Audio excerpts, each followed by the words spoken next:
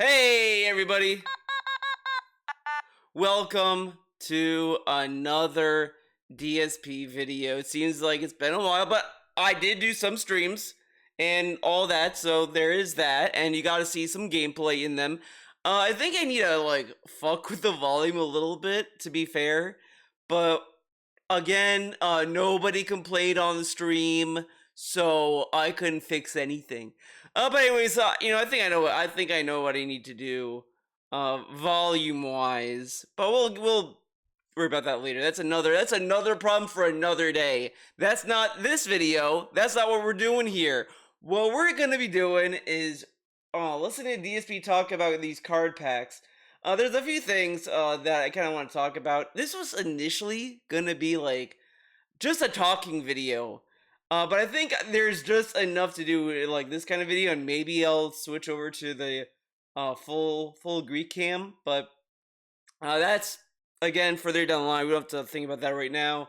Let's just I just want to show you this one little aspect. This one little thing that happened on this daily wrap. Here we go. Once again, we're at $134 of support. We didn't hit, the third pack. Huh? What a funny little stumble, a little DSP stumble here. Look at this. You know what he wanted to say. You know immediately what he wanted to say. Gameplay of both games. So it's the end of the night. Once again, we're at $134 of support. We didn't hit. We didn't hit the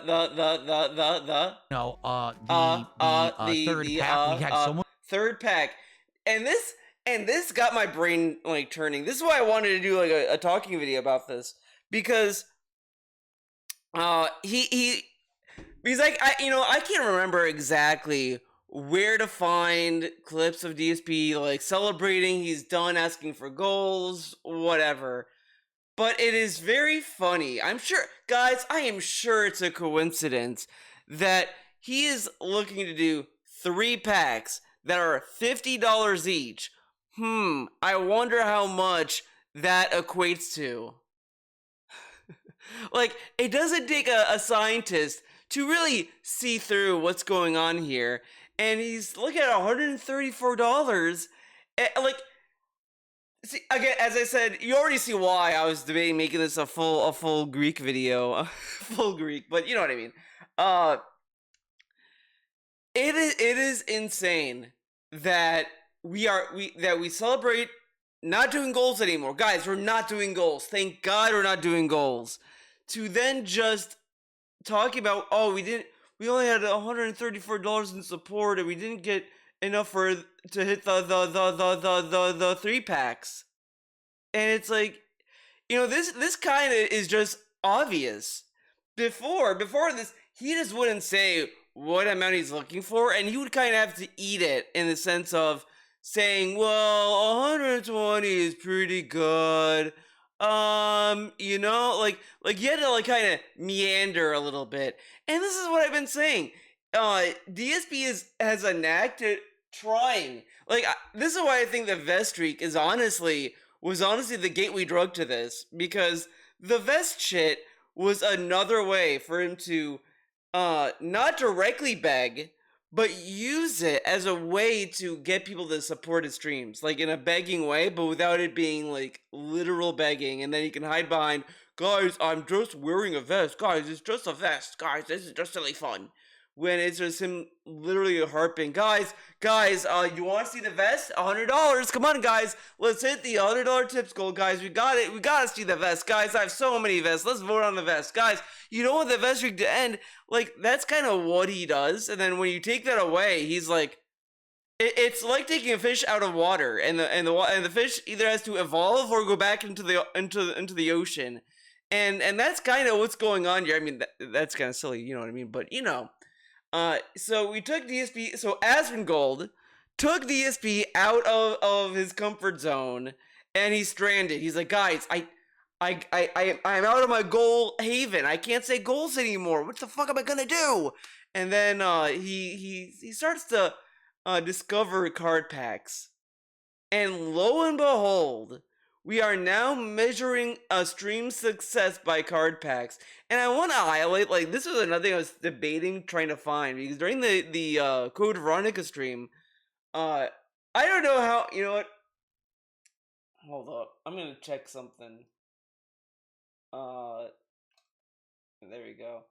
I'm going to see if I saved the archive of the first Code Veronica stream. I think I did, but I mean, you know, I don't know how easy it's gonna be. I'm gonna be able to find it. You know what I'm saying? Let's see. Killer Bean. When was the first playing Code Veronica? Oh God, so many classic vids. So many classic vids. Oh, okay, it's on my other channel, I bet. My Just Relax channel. Let's go to the Just Relax channel for a bit. Guarantee it's here. I guarantee it. Watch, it's gonna pop up. It's gonna pop up. Let's see.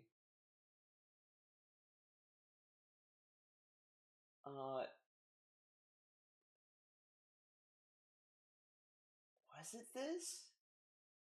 Okay, let's link a new tab.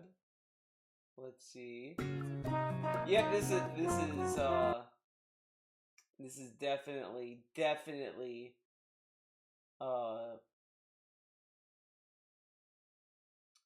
the class. Okay, all right. What? No. Why didn't it stay on the bullshit? Guys, calm down. Okay, is it now? Wait. I'm gonna double check this. YouTube is so weird when you have like 2 channels.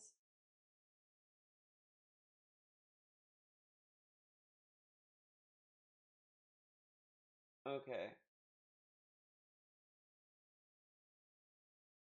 Yeah, this is it. This is definitely it.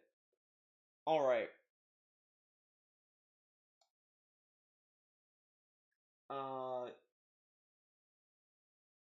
Let's see if we could get to a break segment. By the way, I will say I was watching his Code Veronica playthrough a little bit, this one, and it just, the vibe feels like he just didn't want to play this game. It's a really weird vibe. The entire stream, it just felt like he didn't want to play it, like he hated the game. It was really weird. I don't know if that changed on the second stream of this, but it just felt like he didn't want to play it.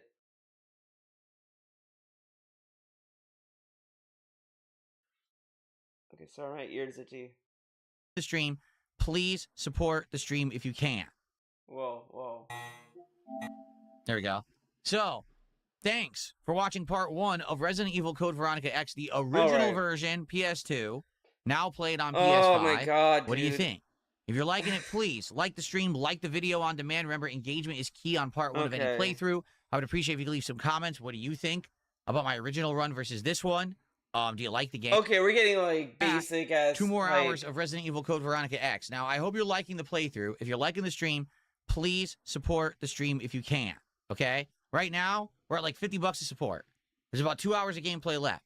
There's still plenty of time.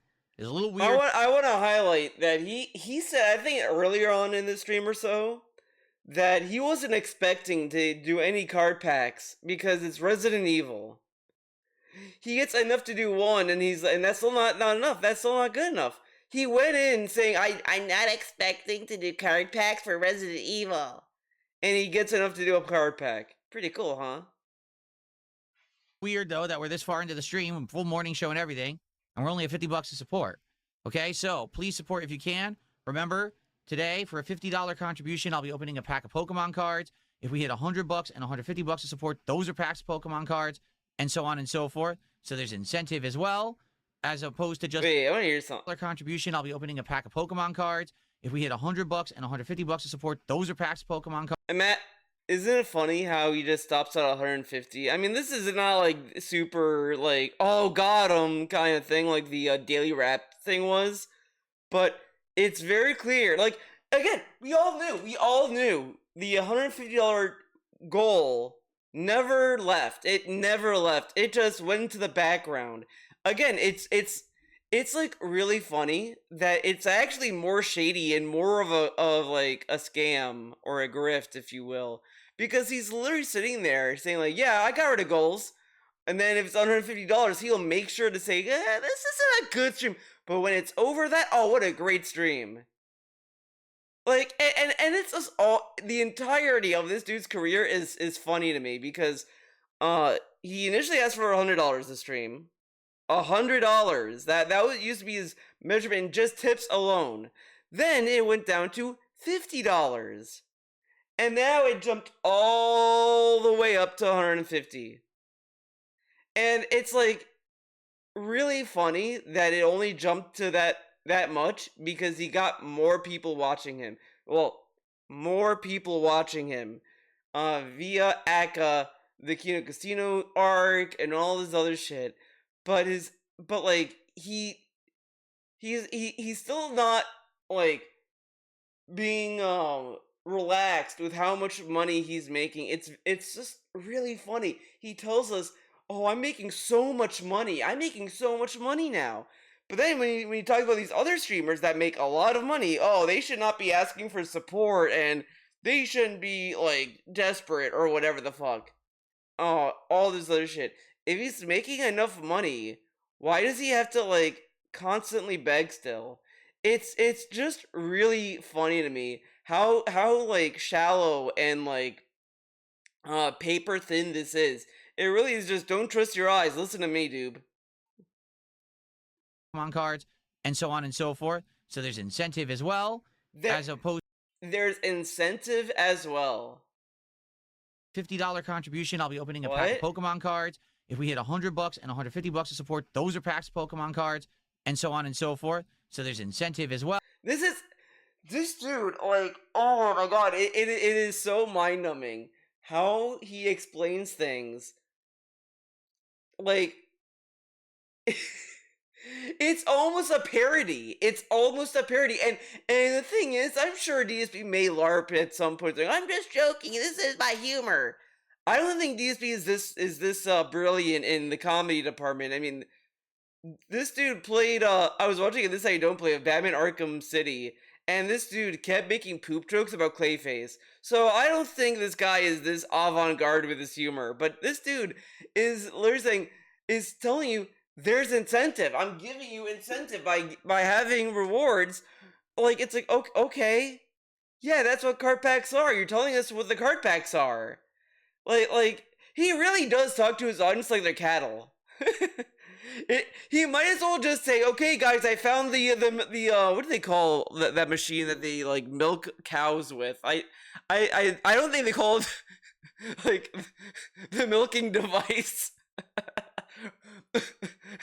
or whatever. But it's like that's what he's doing. Like, it's literally that meme where you have this like shriveled up cow, and the farmer comes with like buckets and like whatever. It's like, okay, time to milk or whatever the fuck. Like, that's what DSP is doing to his audience, and it will never stop. He will always find milk from his cattle, always, no matter what.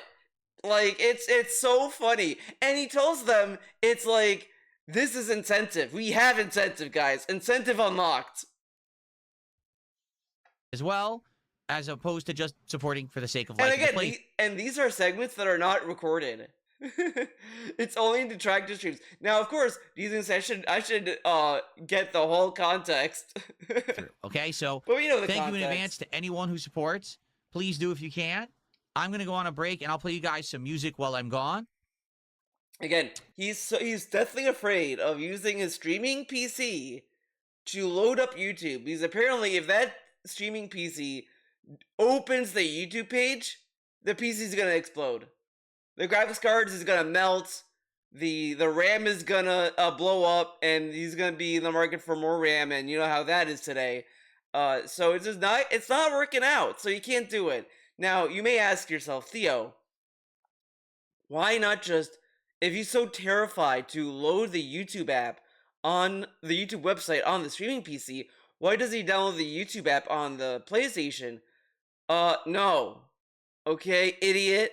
Shut up. And then I shall return and continue with the game, okay?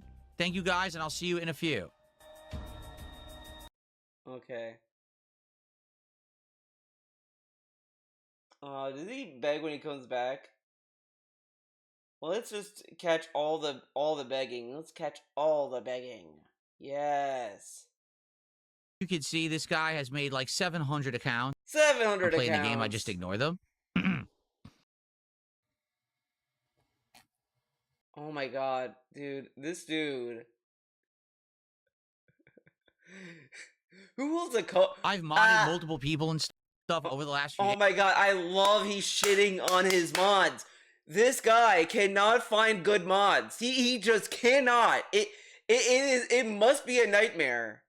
Because literally, the only people who are vocal and willing to step up to mod are people who no streamer would mod. Because there's always a risk that people just want to be mod just to have like the wrench, just to have the authority or the badge of being a mod, not to do the actual job.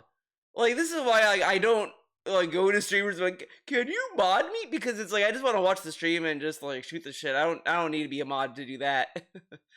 And he keeps modding people that either supported the stream, because that's how he measures trust, is if you support the stream. I mean, again, you don't have to be like necessarily a whale, but you have to be a dedicated supporter to get modship. If you're not supporting him, he can't trust you. And to a degree, that is like, I wouldn't say that's a good measure of trust, obviously, but I get where it's coming from. I do think he just needs to like look at who's like, it says he has a hard time discerning who's the real one and who's a LARPer, because DSP really struggles with sarcasm. We all know he does. Look at that one react where he watched a car video and he couldn't tell it's a joke. He didn't know Todd and Aaron was a joke. The first award was a tie, and he was like, "Is this satire?" So I mean, that's what we're working with here. few days to try to help. Just looks like none of them are here today. And then like he has this weird. I mean, you know, this isn't that. He holds it like a phone. That's what is he hold. That's like the mobile phone grip, where you have the pinky on the bottom, which is like kind of bad. Like I think they tell you like you should try not to do that because it kind of deforms your pinky a little bit. Whatever. And then he does a little sippy sip.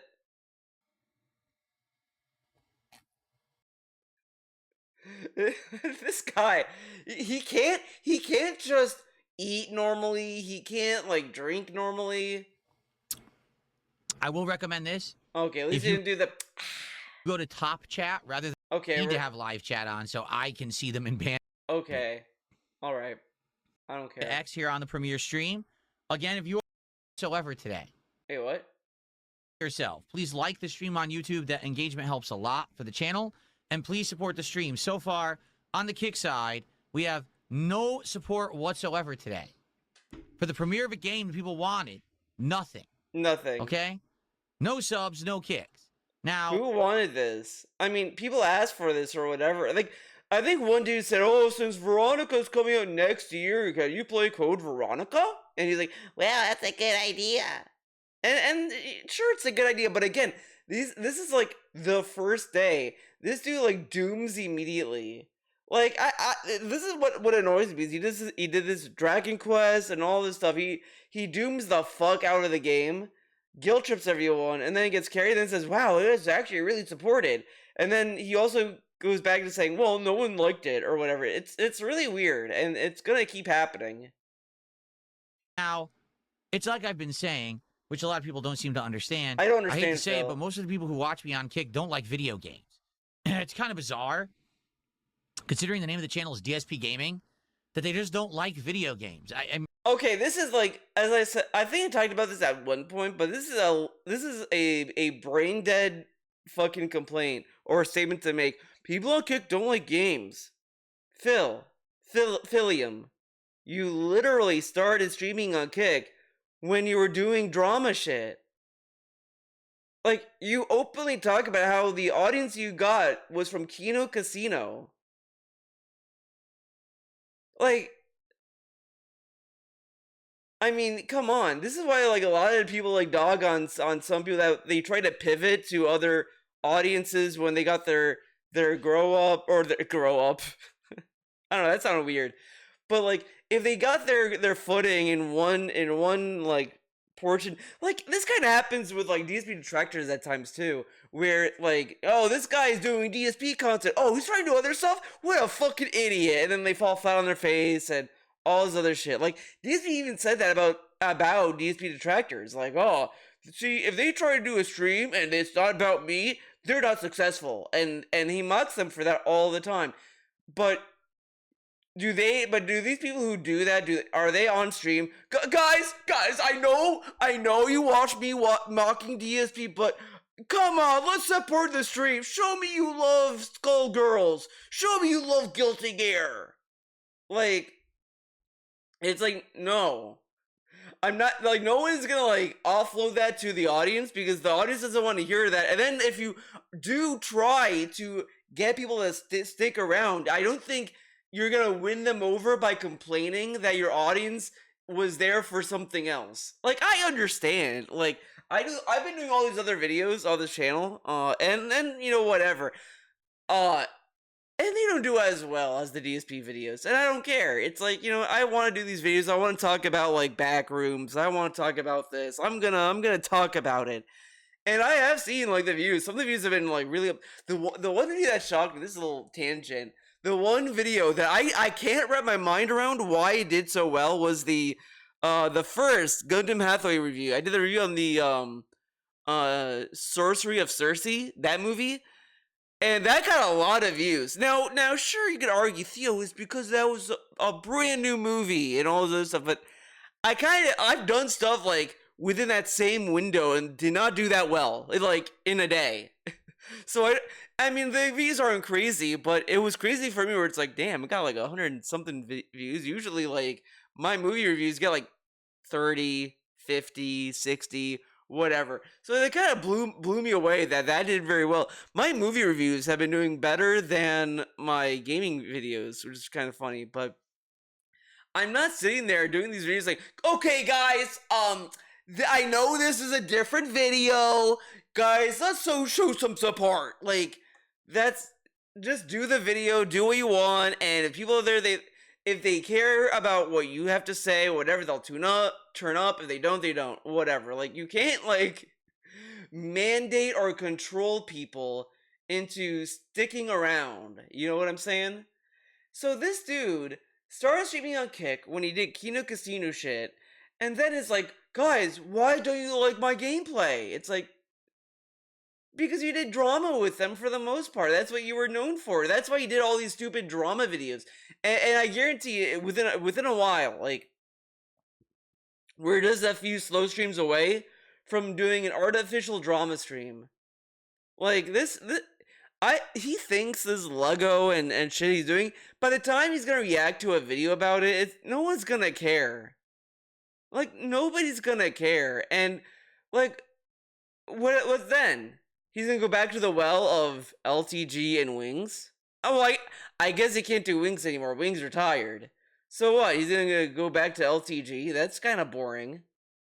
He's not gonna go back to Rich. Why would he go back to Rich, right? Like, what's he gonna do? Like, his drama well is already drying up. It's already drying up. If LTG, like, stops streaming, it's over for Phil. He has no one else to go to. What's he gonna do? Find another lolcow to fucking A-log? Like, dude, it would be kind of funny to see him try to talk about, like, iDubbbz, Ethan, Asmongold, Hassan drama. Like, that would be really funny to see him navigate that, because, like, I don't think he's equipped to do anything within that ballpark. He's gonna be like, so apparently, iDubbbz, I don't know, I don't know. He showed a fucked up comment by this other guy who had beef with me now with Death. Like it would just be ridiculous. Like and I don't think he'd understand what's going on, and and it would just be scary. It would be a scary time for Phil. It would be scary. It would be a scary time. Like I don't know what would happen if you tried to do content about those content creators.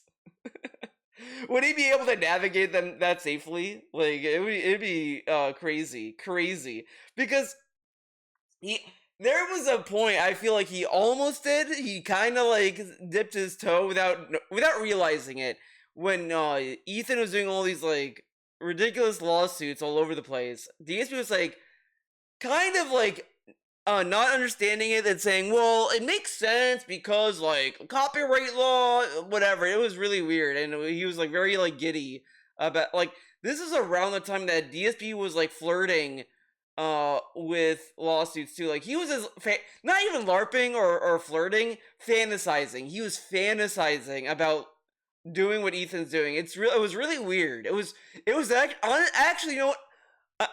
That was weird. Now that I'm thinking about it, now I'm putting this all together, like, because Ethan was like going after all these content creators because they reacted to his content nuke about Hassan, and he just clearly did not like these specific streamers. Meanwhile, other people reacted to the same video. He didn't go after them. Whatever. So a lot of people can argue that what Ethan is doing is fucked up, right? Whatever. DSP sees that and is like, yeah, like I should record what my trolls do. Like it really was like he saw Ethan like announce that the content nuke was like a trap for these other streamers, and DSP got like a hard on for that. He's like, whoa, Ethan did that? Holy shit, that's so cool! I gotta do it too. That's kind of what it came off as after he was like talking about it. Now that I think about it, it was really weird. It was a really weird window of time, and then it never went anywhere, and then it just went away. Like it was really odd. He had literal segments talking about how he was recording what detractors were doing. That weird week off where he was actually visiting his mom was him like laying a trap for his detractors, and then he was like, oh, I see, I got him now, so when I want to sue them, I have what I need. It was really weird. It was really like he wanted to ride on the high that Ethan did when Ethan did that video saying that I did this content nuke knowing that these people would want to watch it. And it's like really ridiculous. It was a very DSP thing to do though, to be completely honest. That was a very DSP thing to do. So of course it would attract DSP. Like it's so weird. This dude is odd, and then he gets like weird. I go on weird tangents because of him. It's fucked up. I don't really understand it, to be honest Like with you. and all that just kind of it came from you talking about like how this dude got notified, not notified, but like he's confused why his audience that he got from Kino Casino don't care about games when they started watching him because of the drama content, and that's why he did the all these drama reacts. Okay, that's why I went down that rabbit hole. Because then it's like, well, if he's gonna do another drama react to please kick chat, what's he gonna do? He can't do wings. He can only do LTG now. And there's no way he's gonna do like iDubbbz, Ethan, Hassan, or Asmongold, or Chris Chan, or anything, because these are very like loaded topics. I'll put it that way. These are like loaded lolcows that DSP would have to like navigate through, and I don't think DSP has the backbone or the courage to say anything. So that's where he's at right now. So like I don't know what he's gonna do if he tries to do drama content, because LTG is not gonna like do much, because all he does when he does LTG content is like mock him for being rich, basically. Like that. It's very funny. He keeps talking about how like LTG is faking his affluence and all this stuff, but that's all these be talking about. But does LTG like openly like talk about how rich he is, or like genuinely? Because DSP does that too. But is that DSP doing a character? Why is when LTG does it, it's him being genuine, but when DSP does it, it's just him being silly, a silly goose. Like, this dude is so weird. Like, he can't do any content genuinely.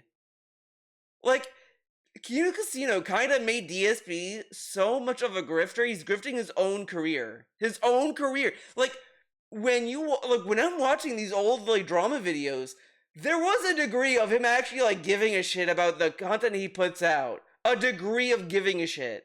Like, not, like, a lot. But now it's like, he just doesn't care. It just seems like he's even pretending to be DSP almost. It's so weird. This dude has gotten so bizarre. I can't wrap my mind around it. Like, it's I said this before, it's like he's in this very weird spot where there's really nothing to talk about, but he just does a lot of weird things that just are bizarre and like obnoxious and insane. It is so weird. This dude is weird as fuck.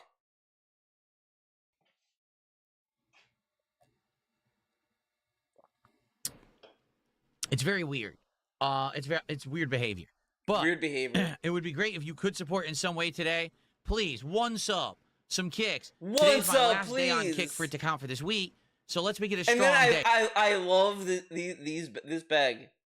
Like, it's Tuesday. It's not the end of his streaming week, but it's the end of when Kick will tally up how much he pays him. Like, it is so scummy. Like, I honestly do think Kick should just kick him from the partner program. Like, they should not want a Kick partner doing this.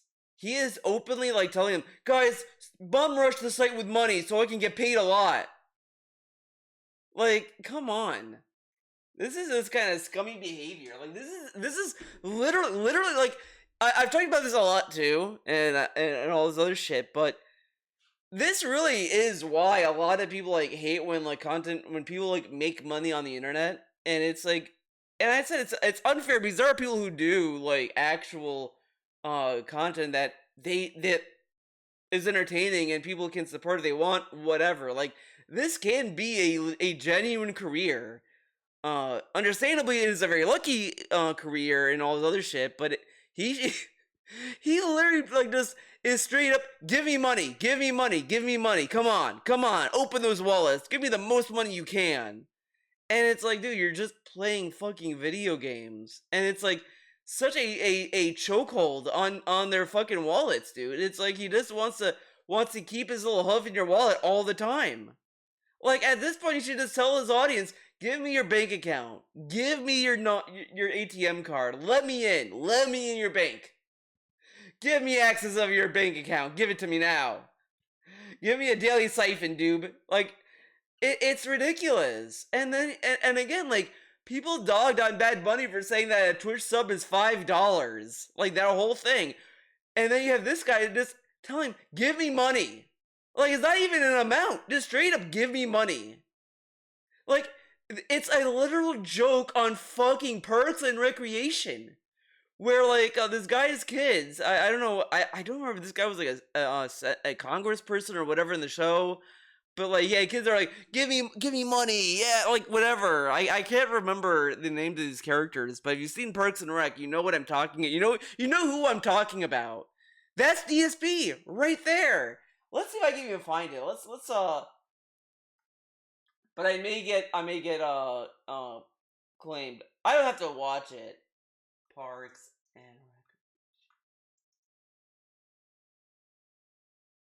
Rec. Give me money.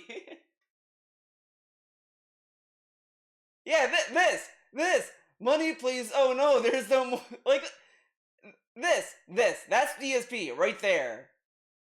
I'm gonna risk it. Money, please. Oh, no, there's no money. Money, please. Money, please. Ben, give her some money. It's easier. No. Character's dope though. But yeah, that's DSP. Give me money, please. Give me money. Like, that's DSP right there. And then Henry Winkler's character is literally like a DSP fan or a mod. just give it to him. It'll be easier. that's DSP's entire marketing strategy. That's his entire content right there. Long day, not a day with zero support, but a bunch of people spamming instead. Okay? Now,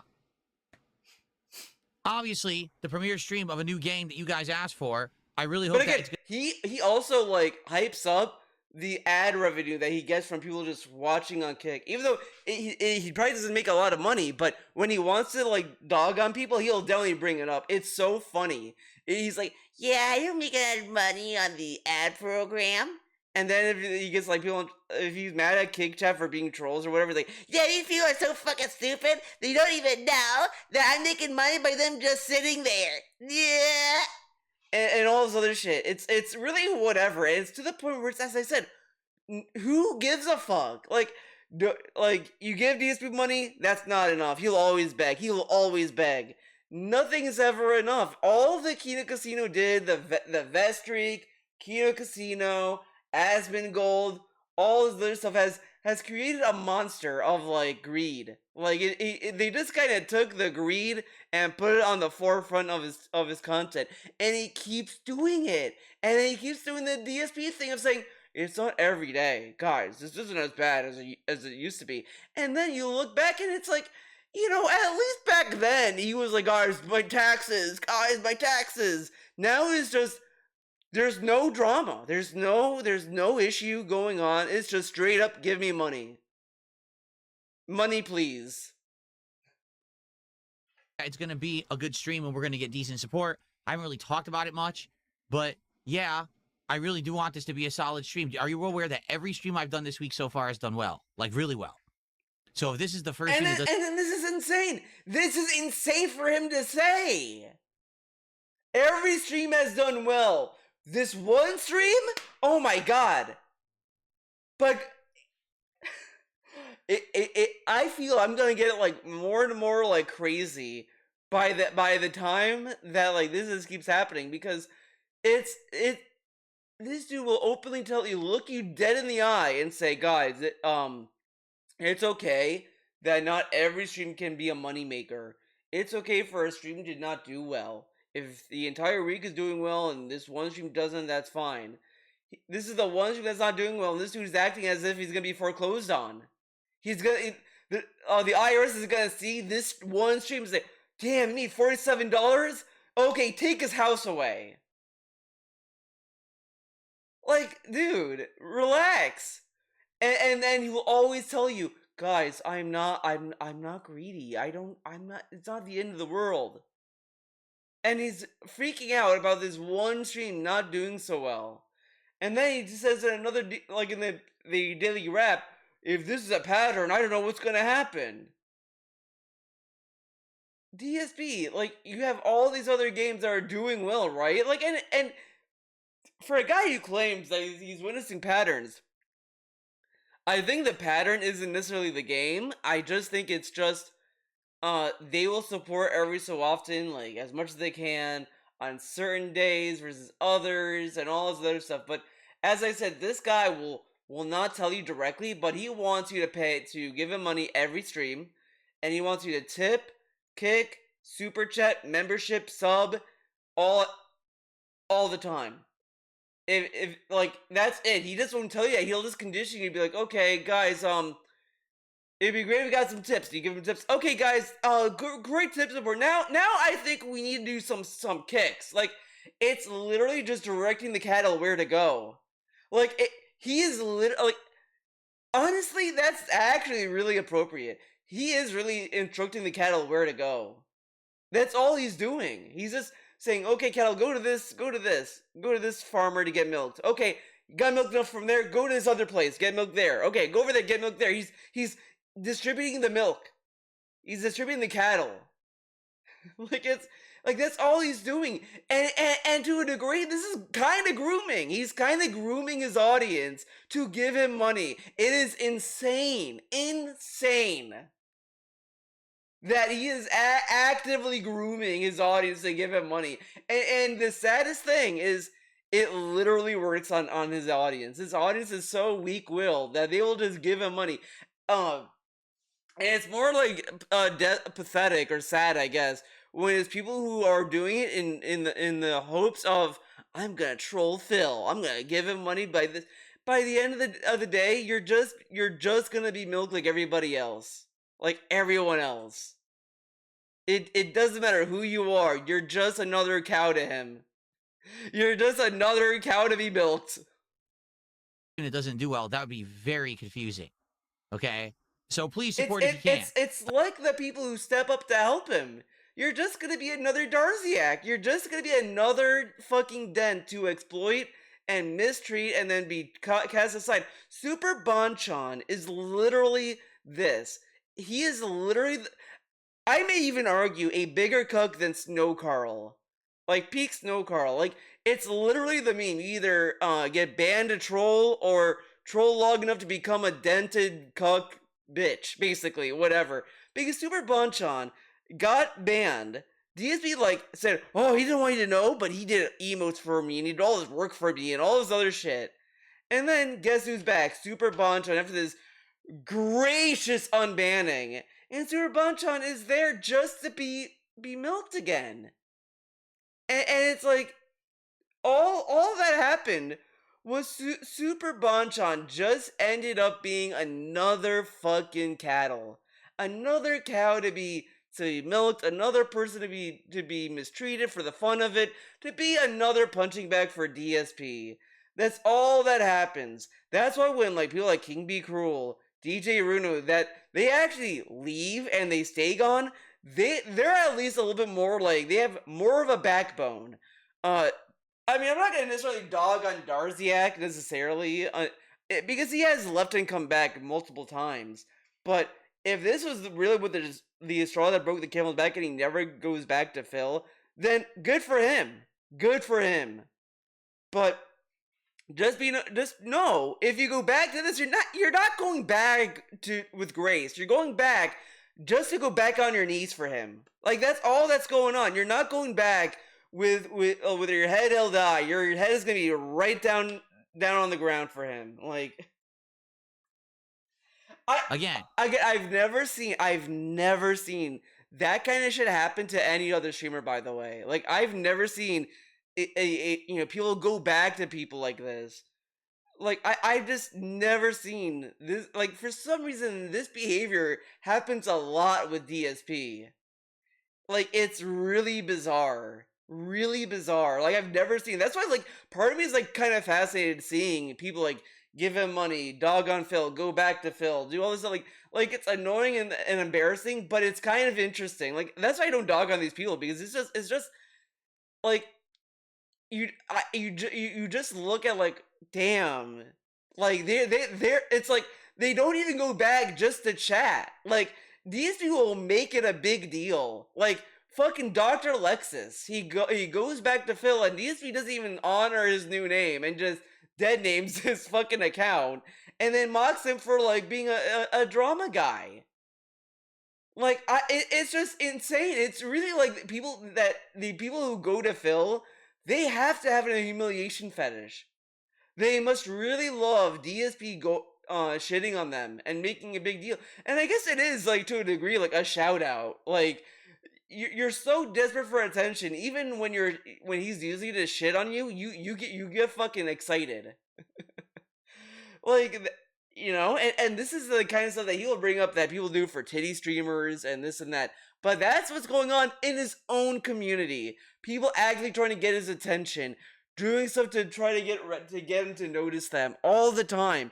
It's this parasocial thing, and the thing that I think is kind of funny is that he facilitates that way more than any titty streamer, even VTubers. Like, there's like a little fascination I have with VTubers in the sense of, like, how they portray a character. It's kind of like they're LARPing a character when they VTube, whatever, and that's fine. People can do whatever they want when they stream. But I find it, like, just interesting in the sense of, like, yeah, they're not, like, seeking to be, like, honest friendship or anything, but it is, like, interesting. right? Like I don't know how to describe it. But then you go to DSP and it's like he tells you he's a real guy, and then and says all this parasocial shit. Like I guess what it is that when you look at like a VTuber or something like that, like you kind of know up front, it that yeah, this is just like for the sake of the stream or just to like for a vibe or whatever. Like that's all that's going on here. Like it's upfront and you know the deal. But then you go to DSP and it's like, what are we doing? Because he gives you so many mixed messages, and it's so ridiculous. It really is like uh. It doesn't surprise me that Darzak offered DSP to be a VTuber, because if he became a VTuber, I feel like he would actually be a very successful VTuber. But even then, I also kind of feel if he does become a VTuber, he would do something to kind of like make it not work. You know what I'm saying? Like if he just kept what he's doing now but a VTuber, it may work even more successfully. But knowing DSP, if he does a VTuber, he would actually like do something like that would fuck it up. You know what I'm saying? Super chats, super stickers, memberships on the YouTube side, kicks, subs on the kick side, and a tip via PayPal. All appreciated and gets a shout out. And we even have special rewards.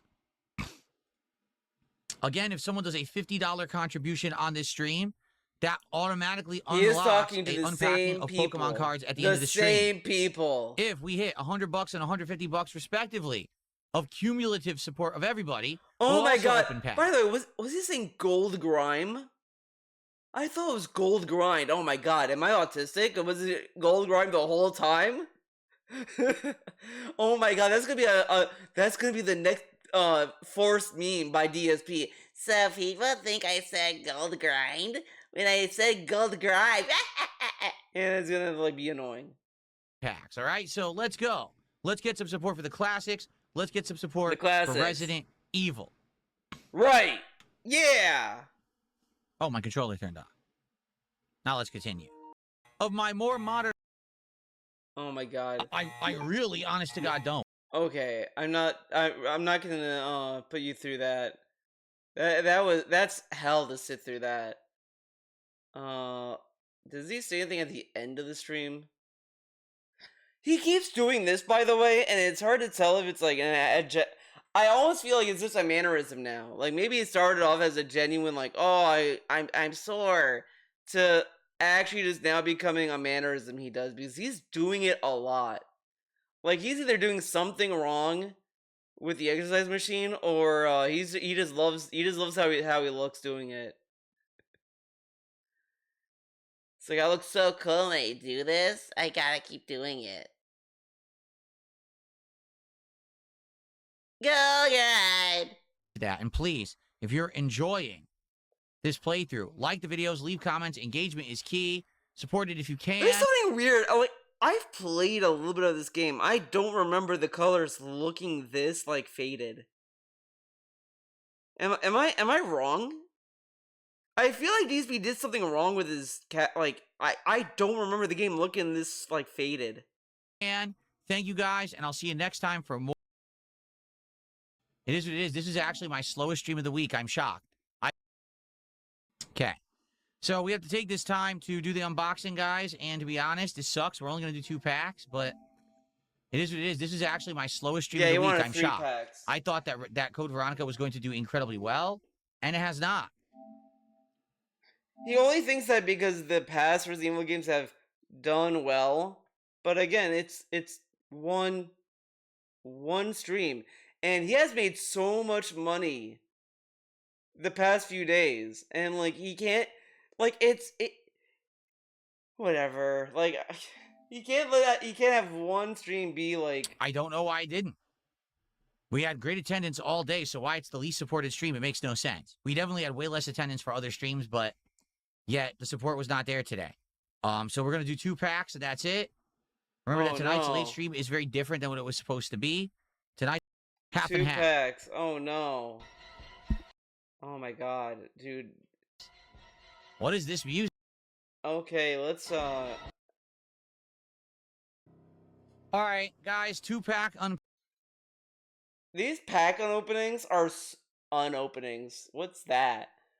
These pack openings are so like they have just gotten like sauceless more and more. It just like I feel we're gonna get to a point where it's like, all right, this is the card. We got this card, okay.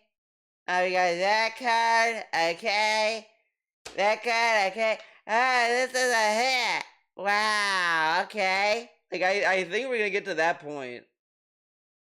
Worthless. Wow. Wow. Well, well, if that's the case, then man. Again, do you guys see my point? When I first Whoa, what? probably 2 to 3 more streams then, because again, Will says it's like 8 hours. Okay. Oh my god, this is like how long? Well, probably Code 2 to 3 more is? streams then. Dude, 'Cause it's again, Resident Evil. None of these games are that long. Like he's acting as if like Code Veronica's an RPG. Like, yeah, you're gonna be able to be in like a week probably. Tomorrow, well, it depends on how long I guess the podcast is tomorrow. Today we played around 2.5 hours. Probably tomorrow. Okay, I don't care about the podcast. Again, do you guys see my point? Oh my 2.5 God. hours. It's the longest of the OG Resident Evils. Oh. Ah. Well, if that's the case, then man. Again, do you you like guys you see like my this point? ASMR? You When see I my first point? played this game 11 years ago, it was very popular. People liked the playthrough a lot. And now, here we are, 11 years later, a game that I thought would be a surefire hit, and it's the least support I got all week. Okay. It's just like, I just think things changed Things lot changed, man. in the last decade. Whoa. And now the audience is just very different. I'll get people for Pokemon, for TCG, for random games like Killer Bean, but I can't get people to support Resident Evil. Oh my god. This dude literally like oh my god. I am like so like I'm tripping over myself with this. Because if he play kill like he always plays these indie games expecting like I get a lot of money. And then like they get a lot of money. He's like it's like a backhanded compliment. That's what trips me up. He does these backhanded compliments for games. Like, oh, you're telling me that I get more money playing Killer Bee. And it's like, why are you putting down a game? I thought you love games. Oh, Vita the Holler is getting more support than Resident Evil? And it's like, okay. Like Code Veronica is like an old game at this point. Like and I do think a lot of it is the you gotta respect the classics kind of mentality bullshit, and it's like, okay, then they'll just watch the game. Like, why does he have to benefit from respecting the class? It's so weird. And again, like, why have this backhanded compliment to games? Like, it's so weird. And he'll tell you, guys, like AAA games are bad and slap. Like you'll keep mocking AAA games and this and that, and then like use indie games as a prop, but will always dog on indie games. He only like jerked off to fucking indie games because there were no other games. Like, that's what's so annoying about this guy. He will only praise something if it benefits him in the moment. The moment something else comes by, it is literally that meme of that guy going down the street and it's like he's with his girlfriend and then he's like looks at another girl like, ooh, and then the other girl's like it's that. It's that all the time with him. And it's like, dude, like just shut up. Like, listen to this. I'll get people for Pokemon, for TCG. Pokemon TCG? Like, okay, yeah, you have people showing up for those. He played so many Pokemon games. And like he keeps like talking about how he's not like, oh, I'm not like this end all be all streamer like Maximilian. But Maximilian doesn't just play fighting games. Like, he thinks that these people who do like these specialty streams are these gurus, as he likes to call them, but they play other games. Like, there's a dude I watch that talks about Guilty Gear, but guess what? He also plays other games. Like, not everyone plays one game forever, or one genre even. They may play that a majority of the time, but they also play other games. Why do you think? Why does he? Why does he think we have a clip of Maximilian rage quitting fucking Callisto Protocol? Did Maximilian think it was a fighting game? And he's like, this isn't a fighting game. Fuck this. No, he knew what it was and played it. Like, people play other games. The reason why they're known for these things is because they actually like have thoughts about these games and they talk a lot about them. This dude talks about nothing. He talks about nothing. He does a podcast the next day and he just tells you straight in the eye, I have no topics. A podcast, he says, well, I will do a level 1 podcast when I have things to talk about. And then you go to a morning show and sometimes the morning show has topics to talk about.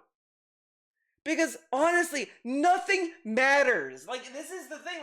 Like I kind of feel that you really, in order for you to be a fan of DSP, is if you just don't give a fuck and you're just cattle. You willingly ignore everything DSP tells you and you just eat slop all day. Like, you don't care if the slop is not cooked well or anything, you just eat it.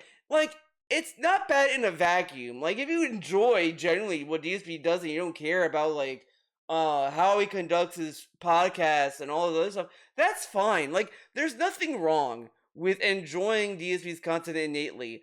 But the fact that this dude just doesn't care about what he's talking about and just keeps, like, saying, you're telling me I get an audience for TCG and Pokemon? And it's like, yeah, you play Pokemon Za, you play Pokemon Fire Red, you have a whole gimmick of naming Pokemon, you're opening Pokemon cards, you're playing Pokemon Diamond.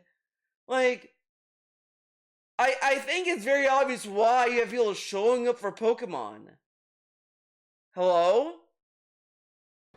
For random games like... And again, this is also a guy that was like, I don't know if playing Pokemon back-to-back is gonna work. And then he plays Pokemon back-to-back and it's working. And then a random game like Killer Bean. A random game that people are playing now. That's a random game. Again, he's putting it down because it's not a AAA game. It's not a well-known game. It's a meme game. And it's like, then if it didn't do well, he'd say, well, see, guys, I wasn't expecting it to do well. And now, like, he would bitch about that, too. Nothing matters. And this dude is, like, being a picky beggar. Like, come on. Killer Bean, but I can't get people to support Resident Evil. Maybe you need to guilt trip them more. Tell them, guys, I don't know, I think I'm gonna never play Resident Evil ever again. Meanwhile, you played Resident Evil 9 like a couple of months ago. And oh my god, dude, I can already hear it. When they announced that Resident Evil 9 DLC, we're gonna get the double whammy. My audience does not care about DLC. And then he's gonna say, No one liked Resident Evil, Code Veronica. I don't think my audience likes Resident Evil anymore. And it's like, what the fuck are you talking about? And it's like, dude, you're playing Code Veronica. It's like me playing Digital Devil Saga. They'd be like, oh, why doesn't people watch me play that? I don't know. All right.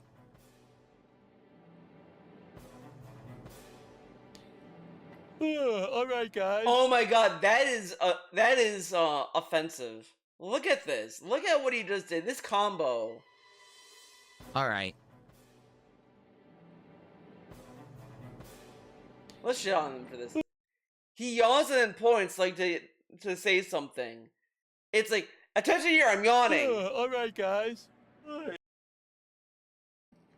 And it's time for food. I'm hungry. I'll be back tonight. So tonight, but now it's down for maintenance. Many people will show up for it because we didn't advertise it as such. A last minute shift usually doesn't do so well, you know. Both Killer Bean and Mina and wanted to see more, which is why we're doing both. So hopefully you'll come back tonight and we'll have a good time on the late stream, okay? The Pokemon Champions was going down for maintenance tonight on the channel, but that doesn't mean that people are going to see it, you know? Wait, what? And there was no way for me to like tell. All I did is I posted on X. Okay, He's like fear mongering, not getting attention. Someone who did a $50 contribution, and then we hit the $100, so it was 2 packs unpacked again, and that was it. We were 16 bucks short, and no one contributed to do a third pack. So listen, it's not bad. Why does he want a third pack so bad? If he gets 3 packs, that's $150. I'm sure that's just a happy coincidence, right? Like, again, he found a way to beg for the goal without saying the goal. Because, again, what he learned from Asmongold isn't that people didn't like him, like, harping on getting money for the goal or whatever. He thought the lesson was, oh, people don't like me saying goals and having a goal on stream. So I'm just not gonna have that. But I'll still, like, beg the same. I just won't use the no word. That's what he learned. Like, this dude is so weird about everything. Like, he learns the wrong lesson like a child. Like a spiteful child. Like, oh, it's like, hey man, like, maybe you shouldn't say a slur. Like, that might be offensive and people may not like it. Oh, so I can't be funny anymore. It's like, you can be funny without saying a slur. Like, it's that kind of thing where it's like, oh, if you take this one thing that I'm done for, my entire personality is gone. It's like, oh, maybe your personality sucked then.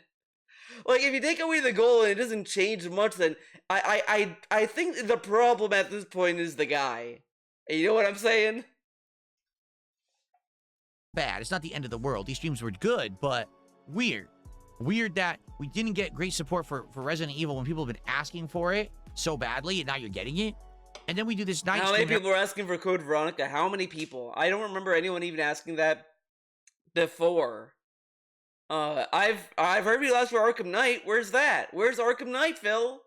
Where's Arkham Knight? But it's so funny that he, like, will replay other games and now replay others and say, I don't want to replay that. Like, this Persona 4 shit, like, oh my god, it's the same shit with Persona 3 that kind of, like, drives me up the wall a little bit, because there is new content, especially in 4. Like, 3, you know, I can give him some slack on that, because in order for him to, because he never played The Answer, right? So, I mean, he could have, like, loaded up FES and played The Answer on that, but he's not gonna do that. The remake would have been good, but that was DLC, and that's, like, a huge ask. And again, it's a scam. Fuck you, Atlas. But anyways, that's the obligatory fuck you, Atlas, for my content, dude. But then, like, you have Persona 4. Now, he played vanilla Persona 4 like I did. The worst game ever made. I hate Persona 4. It's garbage. The worst game ever made. They did another version, Persona 4 Golden. I'm not gonna talk about the Golden content, but I've complained enough about Persona 4. But even I understand that Persona 4 Revival is gonna have not only just new mechanics, it's gonna have golden shit. Which, of course, he hasn't played Golden. He had it on the Vita, but he never played it. Kat played it, and then Kat said it was archaic. Which I think is very funny. It's very funny she's calling that archaic when, like, that is the most, like, modern Persona game of the era. Like, you know, you could even argue that, like, that's why I, like, you know, I guess I'm shitting on Persona 4 Revival again. Persona 4 Golden is so, like, modern, you don't need Revival. Like, like, that's the thing. When Persona 4 Revival was a fucking rumor, like, I was like, why? It doesn't need one. It doesn't need a remake. Persona 4 Golden is, like, it already has the trappings of a modern game in there, and it's like, and it has its own easy mode that you can kind of, like, edit or whatever the fuck. Like, there's all this stuff that goes into that.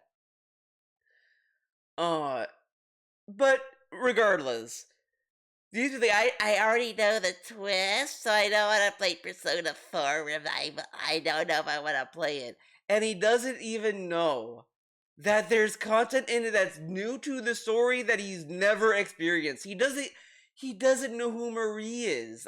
The only way I think he would know about Marie is through Persona 4 Arena, if he remembers. But I don't remember if she was in the base Arena game or Ultimax, and I don't know if DSP played Ultimax or the original. I don't remember, but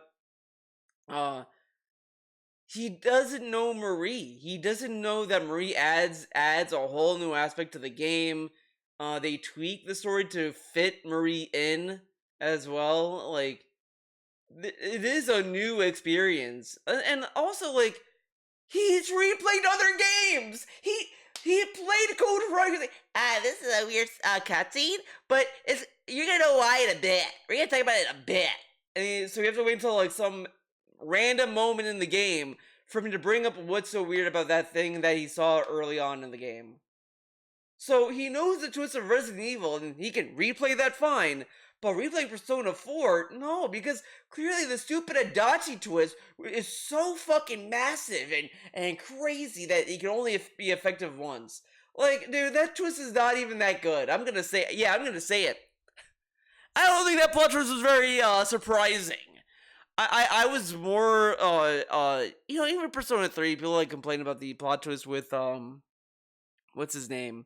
Can't remember his name, but that guy, the guy that dies in the middle of the game or whatever. Not Shinji, but the other guy that was trying to summon Nyx or whatever. Like, yeah, that is like a very obvious plot twist, but I kind of liked it more than fucking Adachi and Akechi. Akechi, I think, was a little bit more interesting because I kind of like the pancake bit a little bit, but that's it. Like, these are not like huge plot twists, and DSP acted as if like, oh my god, this was massively crazy, and it's like, nah, man, it's pretty simple. But DSP is such a little baby. He doesn't even want to experience Marie. He's like, it's almost to the point where I kind of feel that I don't even know if he knows the discourse around Marie. I imagine if he knows the discourse around Naoto. Imagine if he knew that discourse. So apparently, people, it is stupid. I don't want to talk about it. Oh my god! You know what? We're gonna do a field trip. Fuck this. I kind of want to see his reaction to Naoto. There's you know what? It's too much. There's too much going on. Maybe this is like don't play with like cut to the point, but I'll find it another day because I wonder what cool thing he said during that, because that's like a huge contentious part of Persona 4 discourse. We're not gonna talk about that today though. We're gonna Stream and everyone's liking it, but again, it was just a weird day. Like, everything went wrong, and the schedule had to change. I feel like if the schedule didn't change, we would have more people for the late stream, and then people would have supported it better. But I'm not going to complain. It was still a decent stream. Do you want to know the real bummer? No hits today. 4 packs I opened, and we got absolutely... Like, this is what I mean. That, like, his content is so weird now. I feel like I'm going more on rants watching his content now more than ever before. Simply because, like, he says all these things that just make me think of other things immediately. Like, I don't know. I don't know how to describe it. Like, part of it is, I guess, boredom, but it's just, I don't know. Because he keeps making, I don't know, it's weird. But we didn't get any hits. Nothing today. 0, okay? I believe now we have 14 packs remaining. Okay, I think. But the good news is, I did order another box, and it's a totally new set. It is not this set of cards. It's a brand new set we've never done before. So I will be doing another box of cards soon, once we go through these. Let's hope tomorrow we'll get back on track, because the schedule will stay the same. It won't change, and we'll have fun. So what are we doing tomorrow? We're going to do a level 1 podcast. Okay, I don't care. Let's go to the level 1 podcast. That had really no topics, but this is going to be another fun segment.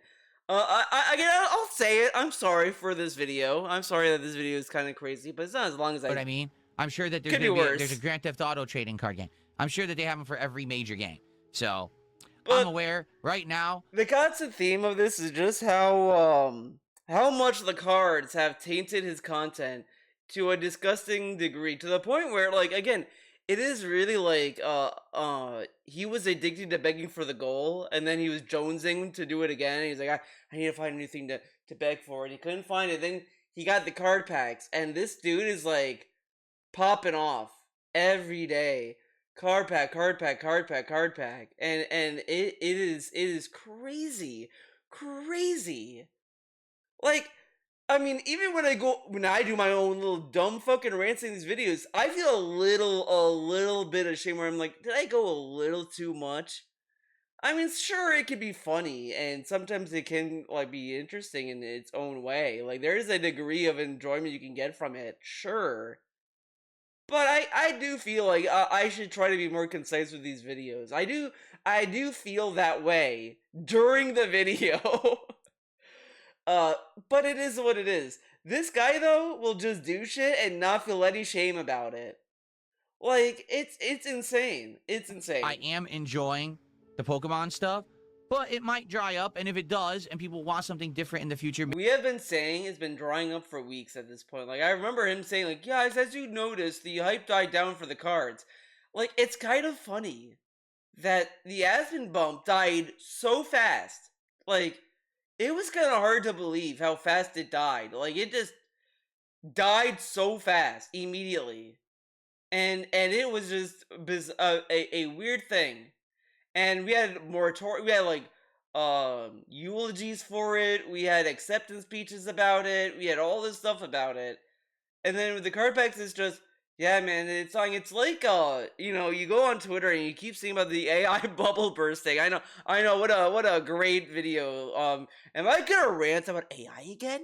But it's like hearing about like just people saying constantly the AI bub's gonna pop, it's gonna pop, it's gonna pop, and it's like, again, I just think what's gonna end up happening is that okay, I talked about this before, fuck you.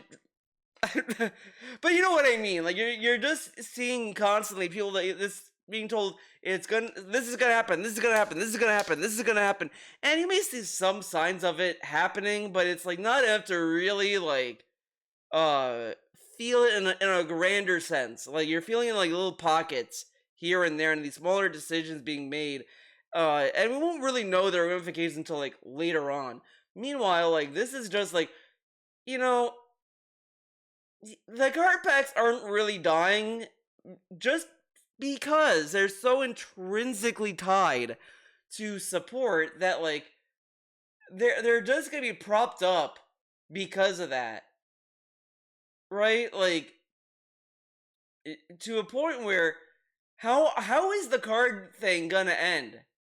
Like I'm very interested in know, like the only way I think it's gonna end is sometime in the fall of this year. There's gonna be some drama shit that's gonna be forced out somewhere, and he's gonna have some collab with some other guy, be it Aspen Gold. Maybe he's gonna go on the other side of the political aisle. Maybe he's gonna hang out with Hassan. Maybe he's gonna hang out with Ethan Klein, and then you know what? He should hang out with Ethan Klein.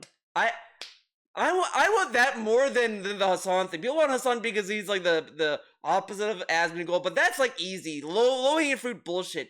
He should hang out with Ethan. Think about it. They both like fantasize about lawsuits all day, every day. They talk about the court. They talk about detractors, restreamers. Like there's so many similarities with Ethan and DSP. I think maybe they would hit it off so well. He actually might be part of the H3 podcast. imagine out of all the podcasts, out of all these other streamers out there, the one dude that can get DSP to like show up consistently, it's Ethan Klein, and I think that would be so funny. That's my wish, because the only reason I wouldn't want Hassan, as I said, it's like, common denominator. Like, okay, yeah, I went to Aspen, let's go to Hassan. But also, like, Hassan is rich, right? And that rich may trickle down to Phil, and I don't think that's where it should go. I think that can go somewhere elsewhere. But I think it'd be more interesting for him to go with Ethan Klein. I think that'd be far more interesting, because then you get, like, you'll have, like, a crash out with Ethan about, like, some other shit, and then DSP's gonna sit there, and he's gonna have to kind of see what other people see when they watch him go on these like rants, basically. And I think that would be way more funny because, like, the most rants you get from Hassan is just saying, "Oh, these people, oh, these people are cattle. Oh my God, MAGA. Oh my God, Trump." Like that's it. And it's like, what do you gotta get from Phil, right? Like how these are probably gonna say, Well, man, that's very political, man. but he's gonna sit there and Ethan's gonna talk about fucking like Israel, Palestine, Gaza, and Ethan's gonna sit there and be like, Yeah, man. It's crazy, man. I think both sides are wild. I think maybe like it's just gonna be awkward, and I think we'd have more interesting like segments. Like just think about it. And then they could both fantasize about the law about suing people. Like imagine if DSP was involved with Ethan during the iDubbbz thing when he was suing iDubbbz, and Ethan's like, "Yeah, I'm suing iDubbbz because he said this." Like DSP's gonna say, "Yeah, man, get him," Ethan. "Yeah, I agree," and he's gonna like gas him up, and then like maybe DSP will trickle in through that. And then on Twitter you're gonna see accounts like highlighting Ethan saying bullshit, and then DSP will be right there. I think that would be way more funny because I think Ethan is like a more like crazy lolcow than like like that whole side of YouTube is like so funny, and it's like, and they kind of either almost to a degree follow the same kind of like thing with DSP, but in a more like, I don't know how to describe it, because Ethan was actually a little bit more entertaining when he was doing the his own react videos, right? And then like the moment he did that podcast, it was really just the moment he did the podcast, I didn't care. I was like, I don't want to watch this. I don't give a fuck. And then after that, it just went straight to the gutter. Just immediately lolcowed him. Immediately doing the podcast. And that kind of is what happened to DSP. He did his own content. Whatever. People can enjoy it. He started doing the Level Up podcast. Immediate nonsense. And that's what we get. Man, I'm sorry. I'm sorry for this video. I am so sorry for this video. Maybe we consider it, or maybe we'll just give it a rest. The card thing, let's talk a little bit about this. The card thing is dividing. Okay? What do I mean by that? What do I mean by that?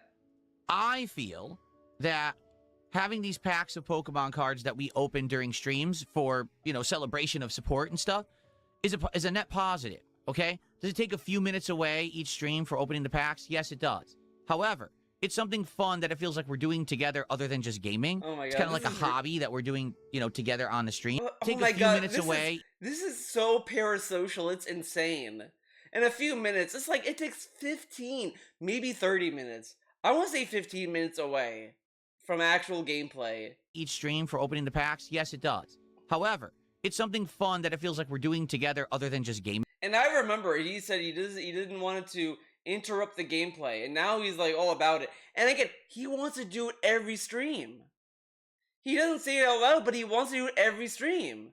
So he does want it to interrupt the gameplay if he wants to do it every stream. Gaming? It's kind of like a hobby that we're doing, together on the streams. It's like a hobby. Okay. That would be true in my opinion. I'm not even gonna say, oh, if you ship the card to his audience. I'm not even saying that.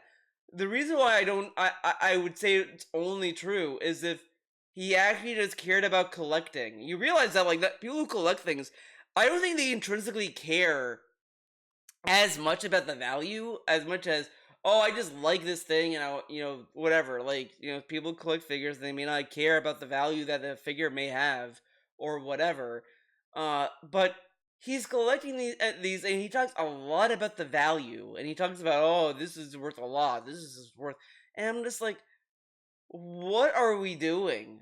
It really does feel like he's just doing this so this could be his 401k. This is his retirement fund. There's an old clip where he banned 220 because 220 said, I don't want you to do this. I want you to invest it. He don't want him to invest into a controller. He said that he should invest in into an IRA. And I'm looking at this like, this is kind of DSP doing that because he's focusing a lot on the value proposition of these cards. And he seems to collect them, and he's not going to sell them anytime soon. So it does seem like he wants to hold on to these for when he retires, and then he can just sell these cards as income. Like, that's what he's doing. And that's not really a hobby, in my opinion, because I don't do hobbies thinking, how much money am I gonna make for doing it? Like, I just feel like that's like easy way to make it like lame and ruin it for yourself, right? Like, no one would do that. That's why some people say, if you like doing art, don't do it for a living, because you're gonna like get burnt out by it and you're gonna like hate it or whatever the fuck. Whatever. But he's clearly doing this for the money. He's like, oh, it's a hobby we're doing, but we're not getting anything out of it other than watching you fucking like fuck around with cards. Directly as a result of your support depends on how many cards we get to open on a particular stream. And we've gotten some awesome polls here, my wall of fame and everything. It's been a fun endeavor, right? I think that overall, when you have streams that are Like, tying in with it, like it really is like he does. It's the same shit I said about the streaks. He doesn't understand the enjoyment where it's like, yeah, like if he did like 10 vest streaks and then it ended, and then he does it again and then it goes longer, like it's supposed to like be a celebration how long he can go, and then when it dies, it's like, okay, well, we'll try again next time and we'll see what happens, whatever. Like, it's supposed to be a very organic thing. But when you start to like organize and groom your audience into like, guys, you don't want the streak to end, let's keep going, give me more money now, and all this other stuff, it just becomes less of an organic thing and more of like, yes, master, we will give you money now, we will keep doing this or whatever. Like, the packs in this case are supposed to be like, celebrations for hitting $50 in support, right? So why are we trying to like push this? And of course they're gonna say, well, you don't want, well, it's a business, you wouldn't want zero money. And it's like, yeah, but you don't see like restaurants like force people into their restaurant. Like, do you see people like, you see the Ronald McDonald going out of his of McDonald's and like throwing people into the restaurant to order? Like, no. They just hope that they see an ad and they're like, damn, I want that Big Mac. And then they go to McDonald's and they eat it. But they're not gonna go there and be like, okay, that's it. Billy, get the fucking McDonald's right now, bitch, and eat my food. Like, no. No business does this. Like, no business forces you to like support them. DSP, like, so if you even like use his business analogy is honestly just straight up, he's forcing customers to give them money. Because he does a stream, and let's say he has $45 out of 50, and whoa man, that sounds like a goal, right? He'll say like, guys, we're only $5 away from opening some card packs. Let's open some card packs, guys. Let's open them. Guys, you really don't want to open any card packs? Damn. Guys, dude, we only did 2 card packs. We could have done 3. Why did we do 3 card packs? Where's the 3rd card pack? And it's like, this doesn't seem as much of a celebration as it seems like an obligation. And it's like, that's what it becomes. And he doesn't get that. And then and I guarantee he's gonna say, I'm not begging, I'm just saying, I'm stating an observation that like, we want to do card packs and we can't because of the amount of money I have. And it's like, okay, but like, better luck next time, bitch. Like, he just keeps harping on it. So it's really insane. with it, like playing a Pokemon game or the trading card sim store game, it's a fun thing to do. Now, I don't want it to become the end-all be-all of what I do, okay? And someone yesterday made a good point. They said, why don't you maybe once in a while, maybe once every few weeks or a month, do one stream where it's just about the cards? You can review your collection. You can show everyone what you've been doing and how it's going. Oh my god! You can and they're saying this as a show, but he's gonna do it as a level 1 podcast segment, so it's gonna be like so annoying. Like, you think he's gonna do a fucking 4-hour stream or whatever the fuck, looking at his cards? Yeah, fucking right. can review other card sets to potentially figure out things that you want to do for the future. You can discuss the grading system to see. Dude, this is what he does in the podcast. Like, this is what DSP Tries It has become. it's to the like that was to a point where I just did not want to hear about food anymore. Like it brought me back flashbacks of the fucking Golden Colts fucking bitch years. Literally every pre-stream at that time was, all right, Golden Colts, and then it would talk about food, and then we would get like fucking hours almost of content of like food. It was fucking awful. And the DSP Tries It has become worse. We now look at fucking menus. He has meltdowns about Panda Express. He like talks about food and what to eat, and then like he doesn't want to eat what you want him to eat because he wants to enjoy the meal. It is like so annoying. It has become so tedious because he only wants to eat food that he wants to like because that's his dinner. He doesn't want to try actual food that may sound crazy. Like, he doesn't want to try that fucking pizza thing where you can put, like, crazy toppings on it, because that's not real pizza. Bitch, like, why not just try it and see what it tastes like? Like, tikka masala on pizza? Ugh. I was like, are you a fucking baby? Why not try it? Like, why not try something new? Like, dude, I found this, like, this Greek olive oil, like, website, whatever, and they had this like infused olive oil with like chili or whatever, so it's spicy. And dude, I make that now with my eggs. I love it. I love it. It's like a little. It gives it a little kick now. It's like, oh man, this is amazing. I'm glad I found this olive oil, and it's great, fantastic. Now is that real eggs? To me, everything I eat is real food. Gee, do I want to send in that, mega Greninja EX to get graded? You could do a whole show about it. And I was like, do a whole show making money about, should I get this graded to make money? yeah, that's a good point. I Good could. point. And that way it would kind of separate the heavy discussion about the stuff from the gameplay. What it is some people are afraid that the channel's going to become all Pokemon and card centric. And that's not. It has. It fucking has. He has Pokemon alerts now. He has Pokemon cards in the background. He talks about card packs every day, every chance he can. He talks about, let's get some packs. He fucking bitched about packs in the Resident Evil stream. The Resident Evil stream! That's not the point. Remember 2 years ago, I branched out. This is what I mean when I say that when he was like debating doing the card packs, what he should have done was it should have been a free thing that he just did at the end of the week, maybe during the Pokemon stream, like he, at the end of the Pokemon stream, he's like, okay guys, I caught some Pokemon during that stream, let's get some Pokemon in real life. And he opens the pack, gets some cards out, and he's like, he pogs off. So, plays TCG, he's like, guys, I went to TCG and now I got some packs. Then he opens that, whatever. And he could have done it for free, but he wanted to monetize it so bad. And I think I said this in a previous video, but there's something more sleazy and grifty about this than like just than anything before, because these packs cost like $50, these booster packs or whatever, about $50. But he's getting paid $50 for like a little slip of cards, not a box, a little tiny pack. 50, enough for one box to open a pack within that box. So he's making way more money than he's spending, and on top of that, he is gonna sell these cards at some point down the line for more money.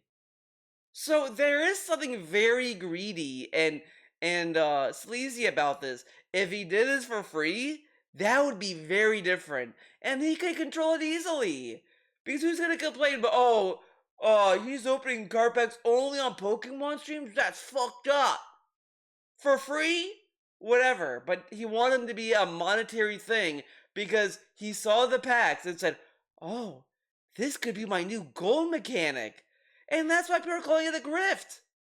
This is a whole new goal arc that he's doing, and he wants to tell you it's not a goal. As I said before, it's just another play on words that is to deceive the fucking cattle in his fucking audience. Started doing some drama content and stuff like that, and so people were so deathly afraid that was going to become all that I was going to be. This is bullshit. This is so stupid. This is so fucking stupid. He did do that because he started in the Kino Casino arc in like August. And then when you tune into the fucking Level 1 podcast, he would double down on doing drama content and said that you enjoy this. You like this. People like this. And then when people says, he would hit them with, I'm not doing it all the time. I'm only doing it sometimes. And that is true, technically, because he didn't do drama content every podcast. He didn't. He actually didn't. When you look at it in the grand scheme of things, he didn't do it every podcast. He did interviews like every Thursday or whatever. And those interviews, like, on paper, were not meant to be drama interviews. Like, you could tell the Tolo interview was probably meant to be like that was the one interview that had the most like positivity going for it, and DSP lost control of the fucking interview. But he started talking about Derek, they're talking about trolls and all this other shit. Like, he completely lost control of his own interview. Like, the Keemstar interview was the only one that was like positive, and that was because Keemstar tried to get him on Lolcow Live. That was the only reason why the Keemstar one was, yeah, Phil, your content's amazing. I love you, Phil. I always looked up to you. I love your greasy hair, Phil. Have a good day, Phil. Alright, man, love you too. And then he never went on to fucking Lolcow Live. Meanwhile, I keep bringing this up because it's insane. He's like, well, you do something for me, I do something for you. So what's he gonna do for Keemstar? What's he gonna do for him? Honestly, he owes Keemstar to show up on Lolcow Live. Keemstar did him the favor of showing up on his Level 1 podcast. DSP should return him the favor and go to Lolcow Live. But of course, since Keemstar claims that he's busy, and he sent Wings and Boogie to reach out to him, that's not good enough. He wants Keemstar's attention. Like, it's so funny that, like, there's more reason to believe that Keemstar's actually more busy than Phil is, because Keemstar is, like, he's running multiple shows. I mean, whatever. Even if you want to argue, well, I don't think that's true, man. He has other people, like, handling that, too, or whatever. I mean, you can believe what you want to believe. But it's not, like, a stretch of the imagination or insane for Keemstar to ask Wings or Boogie to reach out to Phil to get him on Lolcow Live, because they are literal hosts on Lolcow Live. And again, I said this before, DSP kind of like literally objectifies Boogie and Wings to the point where he doesn't see them as equal hosts on Lolcow Live. He literally, I guarantee he sees Wings and Boogie on Lolcow Live as, like, I said this before, as they're just there as to be slaves up for Keemstar. Like, they have no agency in Lolcow Live. That's how he sees it. Like, it's the same way he talked about the boxing match. DSP saw it as, like, Keemstar taking two homeless people and, like, saying, fight for money. And it's like, no. Like, I mean, you could make that argument way easily for, like, Mr. Beast than you could with this situation, because Wings and Boogie have careers in online content creation and all this other shit, and Keemstar just offered them to do a boxing match, and every YouTuber was doing that too. Everyone was doing this. So of course, like, this can be seen as, like, oh, this is to be, like, similar, like, to Creator Clash that people talked about a lot during that time. All this other shit.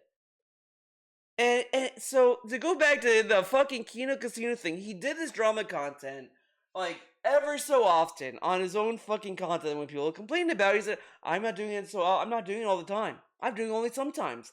And now he's acting as if, like, you know, whatever. But it's still he's still went back on his own fucking ethics. And then it's the same with this. He was also against collecting cards. Be because that was so profitable on the internet. Let's be honest, drama is profitable, right? So people were so afraid, Wait, what? deathly afraid that was going to become all that I was going to be, because that was so profitable on the internet. Let's be honest, But this is, like, really insane because like he literally has done drama, and he brought this up in the past. I did drama, and as you can see, it didn't do so well because my audience doesn't care about drama. You could see that a lot, like after the Kino arc. He literally was like flexing on how Kino Casino is stuck doing drama because they can't do anything else. Meanwhile, he is able to do all this other stuff because his audience loves positive content.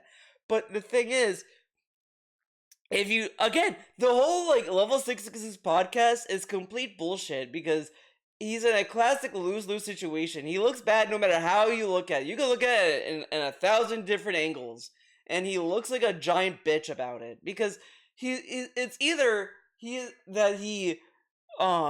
joined up with Kino Casino, and let's say that he was the victim here. Let's say that DSP was like, well, they this or that. Well, he could have known Kino Casino were drama content creators, right? Like he mentioned that before, actually, in a whole Hate Army video. He literally brings up how like, oh, they do drama content. Well, you know me, I don't want to do drama content. So he knew that they did drama content. He then did content with them, and then just literally did what he accused Craig of doing. He did all that, got all the money, and then ran. Literally, he did exactly to the letter what he accused Craig of doing when Craig had him on these side scrollers. Craig, he just had me on, and then he took the money from my detractors, and then look where he is now. He ran. He didn't do more DSP content. He did other content. So he took their money and ran. And what did DSP do? He did work for Kino Casino. He baited their whole audience to stick into the fucking pig pen, and then he took their money and ran with it. And now, like, he's just milking them more and more and more. And that's the only respect or relationship he has with the kick audience. Just a bunch of trolls that he's just keeping there as like is it a honeypot? Would that be is that the term? I don't think that is. I think honeypot's something else. But like, it's just, that's all the kick chat is. It's just, yeah, these are Kino Casino people, but they're gonna keep trolling me, but they can like give me money, and that's fine. Like, they're there to give me money, and I love it. Like, that's why he didn't ban Dr. Lexus. That's why, like, whatever. He won't say anything mean, but he will never read kick chat genuinely because he sees them as a troll chat. Because he knows that, he thinks he knows that these people are from Kino Casino directly. So he's actually milking them for money and grifting them. And all this shit. So, like, yes, he did do this. He did milk money for drama. Just because he did less of it now doesn't mean anything when he did it as recently as April. And then he did a whole segment about Wings retiring. And he'll do it again. Yeah, he's not doing it all the time, but he does it enough time. I mean, that's what he wants to do with the React channel now. But notice, isn't it funny? Actually, you know what? I was meaning to do a video on this, and I never did. But this fucker, literally was talking about how, guys, okay, I want to do a React event, all this stuff. He made a whole ass video saying, guys, suggest videos for the next React. A whole ass video, hyped up, going through the comments on the podcast. Guess what he didn't do? Go through the comments on the podcast. So let's go through the comments for this video. Let's show those detractors by reacting to Darziak DM leaks. Okay, that was 2 weeks ago. Can we react to your V-neck t-shirts? Only use me Blade for the next reaction. React to a clip of that being said. This is how you don't play MGS3? Okay, he already did this. This guy can get banned. I'm gonna thumbs it down. A 2 girls 1 cup video. Oh, wow, that is actually pretty interesting. Because I think these would actually enjoy that. That's why I think it's interesting. He would not enjoy the girls part, but he'd enjoy the cup. He'd enjoy the cup. He would actually like really tune in for that. React to game announcement events. Never did that. React to other men working out. Okay, he's not gonna do that. React to Love Island Fruit AI Edition. Not gonna do that. Reacting Daigo versus Menard. First to 10.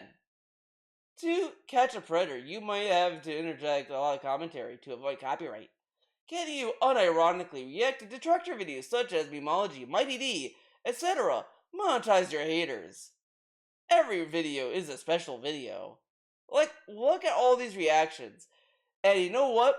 No one mentioned Trishan. No one. No one.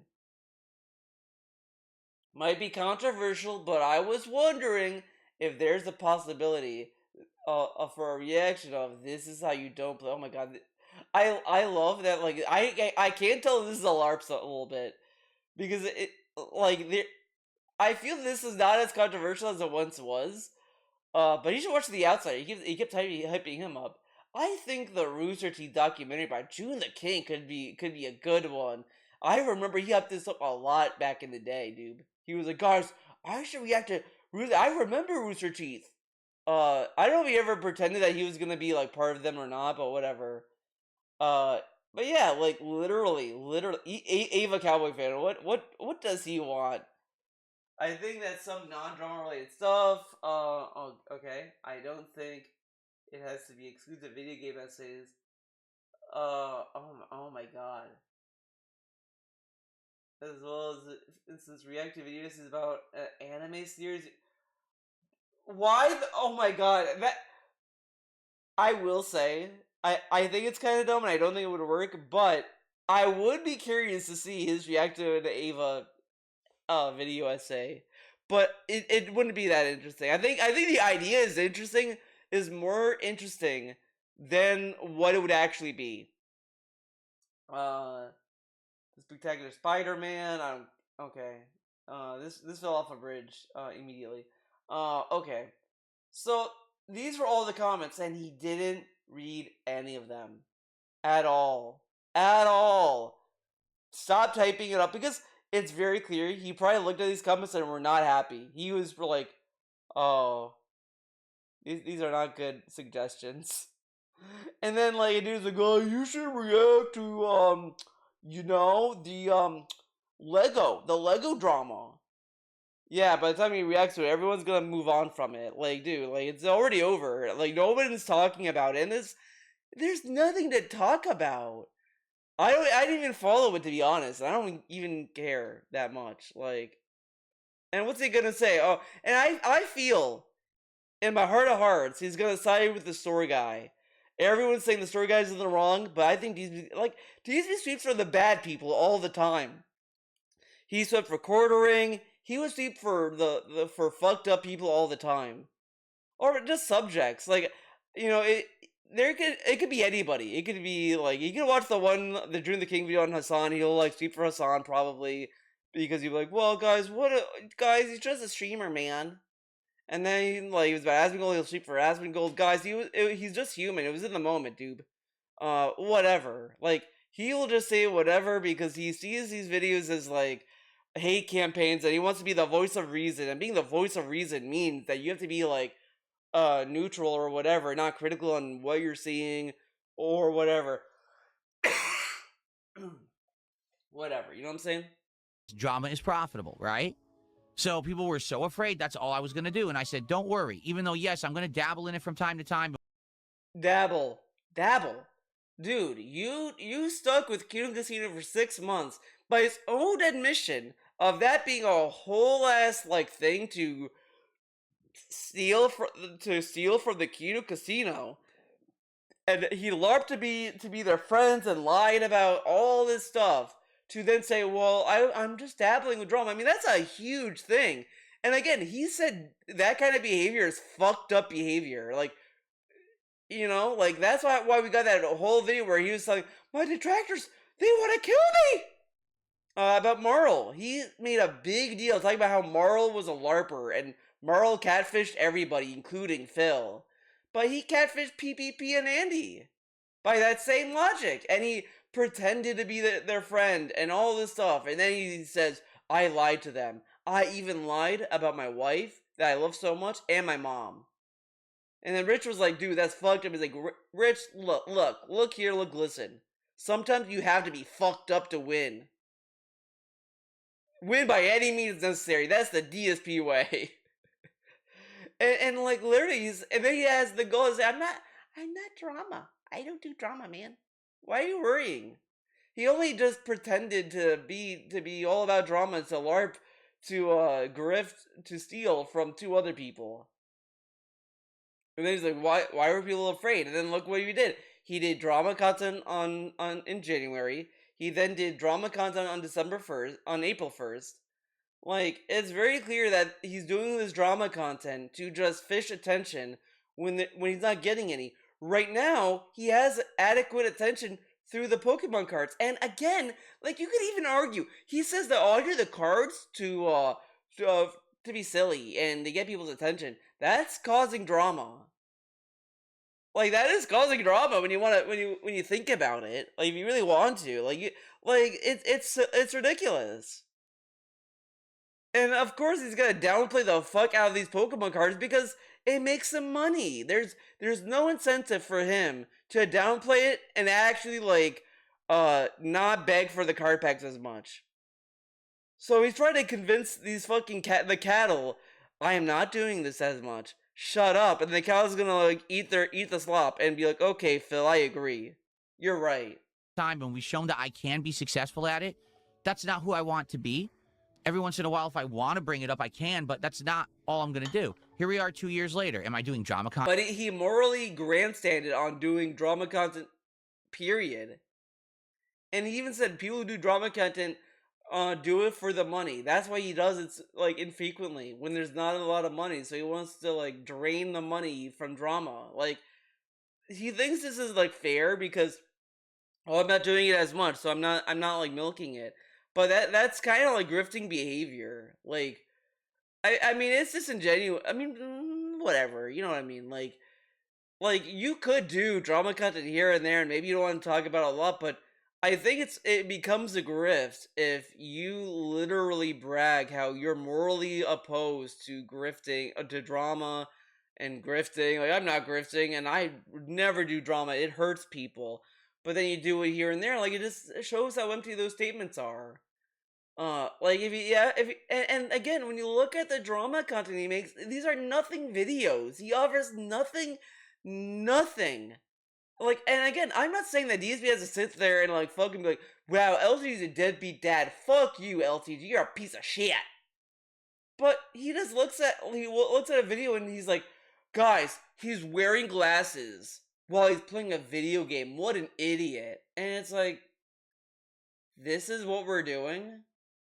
Guys, he's watching AI videos. Wow, what an idiot. Guys, he's rage quitting fighting game. These are nothing, level, not even level 1, level 0 criticisms. People who don't watch LTG know this already. Oh yeah, he rage quits fighting games. What an idiot. And then he infers nonsense. Oh my god, as you can see, LG, he mocks LG for eating on stream, but what does DSP do? Eats on stream. It doesn't matter, and it's nonsense. It's the stuff, and then when he talks about Wings, it's, well, guys, Wings just has poor self-control, man. You talk about Wings as if he's a fucking baby, he doesn't know anything, and it's you don't you can be critical or have different viewpoints on certain things, but he thinks in order to do drama videos and to be critical, you have to be mean and offensive. You don't have to do that either. There's a fine line, and you can think however you want about it, all you want. But I think but you could definitely offer something different to the drama video sphere that's on YouTube by just at least thinking about things in a charitable way and in a way that's not charitable or whatever. There are things where I do think that there are some things that people kind of shit on DSP for that I think is a little much, but it's that's what they're doing. I can have my own thoughts, and that's what I do with these videos. But DSP just doesn't do that.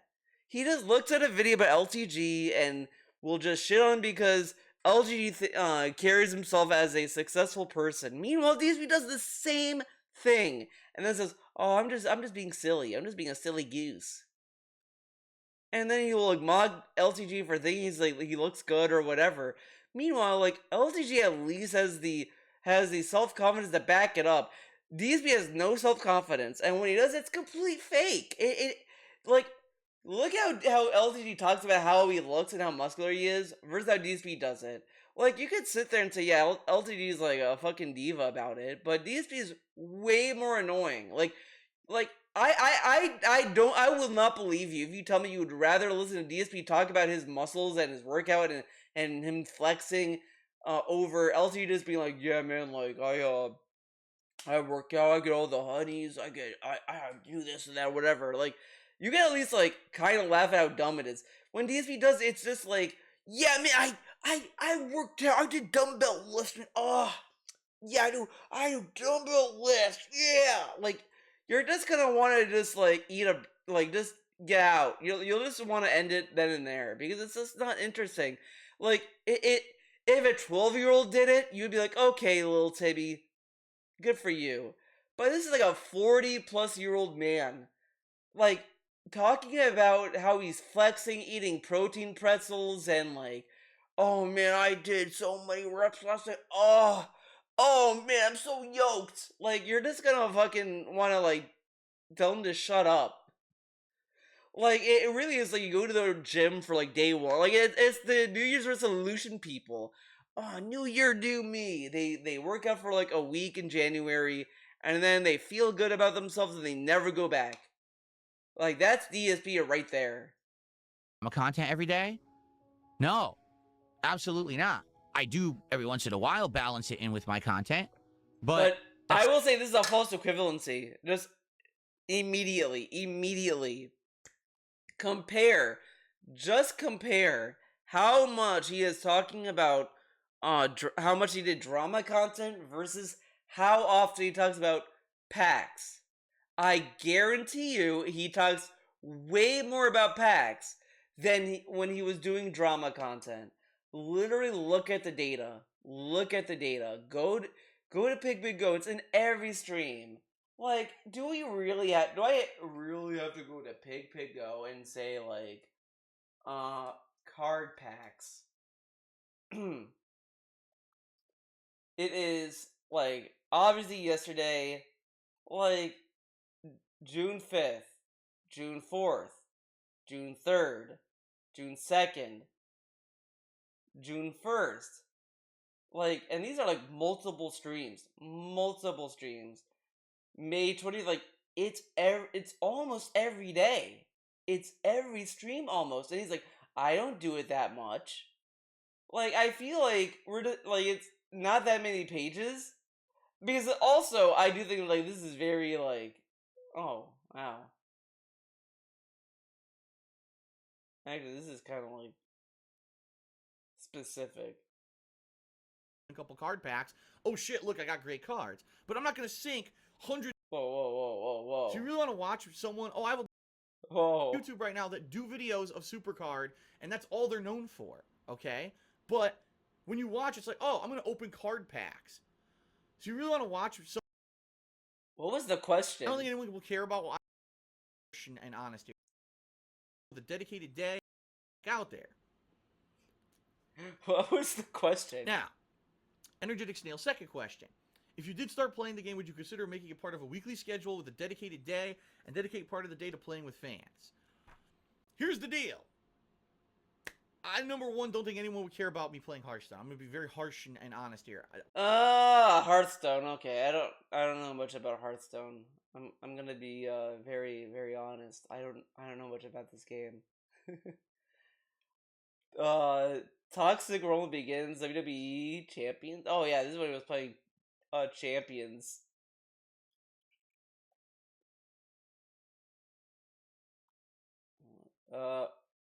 What is, dude? This is like a rabbit hole in of itself almost.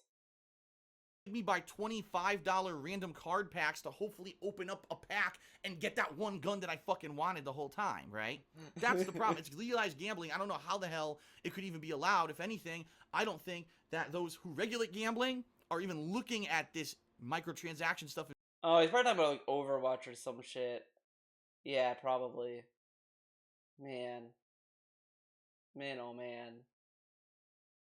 That's not the end-all be-all of who I am, even though I do feel if I had focused on it, I would have been very successful. I would have been in a very different place than I am today, and I would have been... I do feel like when he's talking about this, I think it's like, I feel like he thinks if he did drama content, he'd be like a millionaire. Like, that's what he thinks, and I don't think he would be able to handle it. Even back then, I don't even think young Phil would be able to handle it, because maybe a little bit, maybe a little bit, maybe like pre-2016 he'd be able to handle it a little bit, but I think once he went to Twitch and did all this stuff, I just don't think he'd be able to handle it, because, like, whatever, but he does not have what it takes to do drama content, like, just at all. I mean, literally look at how he's doing the fucking Lego thing. He doesn't know anything, and then you watch him do the fucking Coring interview, and it's like, the Coring documentary, and it's just straight up like, oh wow, he worked really hard, and it's like,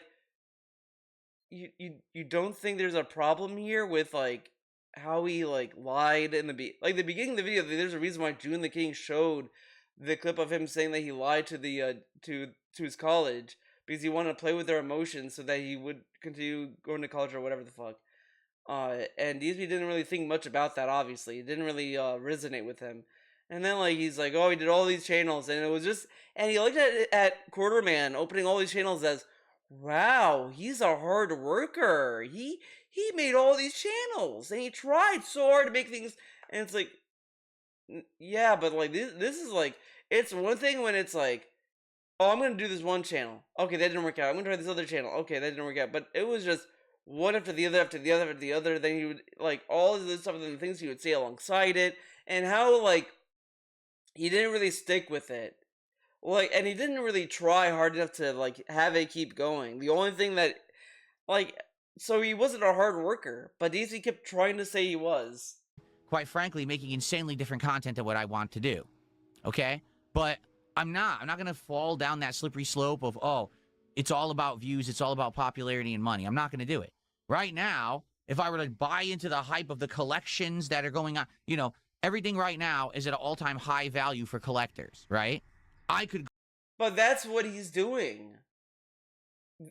Like, dude, I just looked at the prices. They weren't whatever. Go all in and say, you know what? Now I'm going to start doing all exclusive content. That's going to be, all different cards. Not only will I do Pokemon, I'll do Magic, and I'll do other card sets. And then I'll start collecting other things. And the whole channel will be a collection channel, right? We could do that. I don't want to do that. See, he's doing that thing where he goes to the extreme. Yeah, like, I could do card packs, only do card packs, but am I doing everything? Am I doing Magic? Am I doing hentai cards? Am I doing porn cards? Am I doing Slurm Glurpo cards? No. I'm just doing Pokemon cards. See, I'm not going crazy. But it's crazy in the sense of like, you are like really forcing Pokemon cards down their fucking throats because you want to open 3 packs a stream. Because funny enough, guys, if he does 3 packs, guess how much money that would equate to? You guessed it, $150. You want to know what else was $150 at one point in time? The amount of gold he was asking for on his own fucking streams. Whoa, what a coincidence. And he wants this every stream. And remember when he hyped this up too? Guys, I am not gonna like focus on this when I'm only gonna talk about the Pokemon cards when it's Pokemon and TCG. That's how it started. And then lo and behold, you go to fucking Resident Evil and guess what he's talking about. Guys, we'll open card packs if we do this, and if we do that, whatever. I thought we only want to talk about card packs for Pokemon. Remember when that was the thing? And I also want to say he initially wanted the Pokemon cards to only be open during TCG and Pokemon. And then he was like, well, I guess if you hit the money, you can, like, he even said, if you want me to open the cards, you can ask me in the tip or whatever, and then tell me. Otherwise, I will not do it. That lasted, in my opinion, less than a day. Because he just opened them immediately. And then it came up with, well, I guess if we hit, like, $50 increments, I guess I could open it then. So it went from, oh, it has to be given all at once to, well, if we hit the increments in like over time, I'll open it. You know, kind of like a goal situation. And now we're just, can we get 3 packs? Can we get 3 packs? Like, this dude he's so lucky he has actual cattle as audience. Because if they were thinking and they actually, like, had critical thought, they would see what's going on here. But they don't. They're cattle. Again, and sure, you could argue, well, they're just there because they like the content, they don't care about the packs and this and that. And that's fine. They can like the content all they want. But it is like so insane. There are people in his audience that will just not think about this. Like, at all. The LARPers may tease about it, but guess what? They're LARPers. DSP's gonna like giggle about it. He's not gonna take them seriously. So nothing matters. Nothing matters because at the end of the day, guess what? He doesn't care. He doesn't care. Like, the audience doesn't care, fair enough, but he doesn't care about just how this looks for the audience because he doesn't care about the content. He just thinks that this is cool, but he doesn't think that maybe it's a little much to tune into Resident Evil and say, guys, let's get packs. Come on. Guys, we're only opening 2 packs. Come on. I want it to be part of my content, not all of it. Okay? It's supplementary. Okay? So, it's been going. Dude, he called Tifa, you know, the greatest character in Final Fantasy. I mean, she's a good character. I don't want to overglaze her, but I like Tifa. I mean, I'm sure it's very low hanging fruit to say that. It's not very brave. It's not a very brave comment. But I do like Tifa. Tifa's a cool character. I think I'm gonna say it takes more courage to say you like Lightning. I think Lightning's a cool character. I think she has a cool design. Yeah, I said it. I would love it if they remastered Final Fantasy 13 on more modern consoles so I could play it more often. Because I think the only way I could play it is through Xbox and Steam, but I can't play it on PlayStation or Switch. I would love to play Final Fantasy 13. I know it's not a great game to be fair, but I would love to play Final Fantasy 13 because I think Lightning is a cool character. I think she has a cool design going. But anyways, he called Tifa a supplementary character, a side character in Final Fantasy 7. Dude, I'm not like a huge Final Fantasy 7 guy. I just started playing the original. And it's like, dude, you know she's a main character because she's in the main party. She's part of the main cast. She has childhood connection to Cloud. Like, that is like not even supplementary. That's straight up like, yeah, like this plays in part with Cloud's character. That's like saying Sephiroth is a fucking side character. Like, what are you doing? Whatever. I mean, I think you get into more side character when you talk about Yuffie, because Yuffie is a party member you could completely miss, I think, in Final Fantasy VII OG. And I think, I mean, the cat seems kind of like optional too, in my opinion, but whatever. Like, I do feel like when you get to late game party members, those kind of feel like supplementary because these are like, how much characterization are you gonna get from them by that point, right? Anyways, I think why I bring that up. What I mean by that, I think maybe he thinks supplementary means something very attached to the main thing that you're constantly interacting with all the time. Because to me, that's not what it means. Supplementary is like something that's like optional and you don't have to do it and it's not really required. It's not asked of you to do it. Like, it's supplementary to play Metal Gear Solid Peace Walker. Do you need to play Peace Walker to play MGS5? No, not really. But it's supplementary to the experience. But you're not required. This is not that. What this is, when you look at the card packs, it's more of like, it's as supplementary as watching, A New Hope, watching the Return of the Jedi. Yeah, it's called Return of the Jedi. I don't know why I'm like fucking up these fucking Star Wars names now. It's like watching Return of the Jedi. I don't know, whatever. Fuck it, I'm getting hungry. I'm Been like going getting, well. I'm going This crazy. week, we started off very strong. The first 2 days, Sunday and Monday, we opened 10 packs a day. That's I gotta crazy. admit That's it, a Chip. lot I'm of sorry. I'm support, and sorry that's a lot about of people this. who wanted to see the Pokemon stuff, okay? Yesterday, it definitely slowed down. We opened 4 packs. Still good, but nowhere Whoa, near only 4 packs? Damn, how did this guy eat? But again, he says, "Oh, it's not a big deal." This dude with, like, was that daily rap? This was the 17th. Dude. Him freaking out about not hitting 3 packs was in the day he said it wasn't a big deal. That is insane. That is insane. near as crazy as the 10-pack momentum. So at this point, we've opened 24 packs out of the 36. There's 12 packs left in the perfect order box. The And perfect order box. we are getting to the end. So within the next couple of days, we might wrap up. We might even finish that box within a day, depending on support, okay? Remember how it works. Like the point, If anyone does a the point is, it's not that supplementary when you're required to hit the card packs, because literally it's part of the main support. Like, you think DSP's gonna be okay with making $21? Fuck no. So of course you're gonna need to give him money, and that's gonna of course lead to opening card packs. Like, it's baked into the support. That's what I'm trying to say. Oh my god, I'm sorry. This video really fell apart. I'm sorry, guys. I'm sorry, everyone. a $50 contribution, we automatically will open a pack. Then there's milestones. If we hit $100 of support on any particular stream, Wait, what? okay?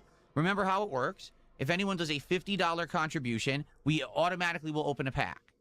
Then there's Right. milestones. Then there's milestones. You know, like goals. If we hit $100 of support on any particular stream, I'll open a pack. 150 will open a pack.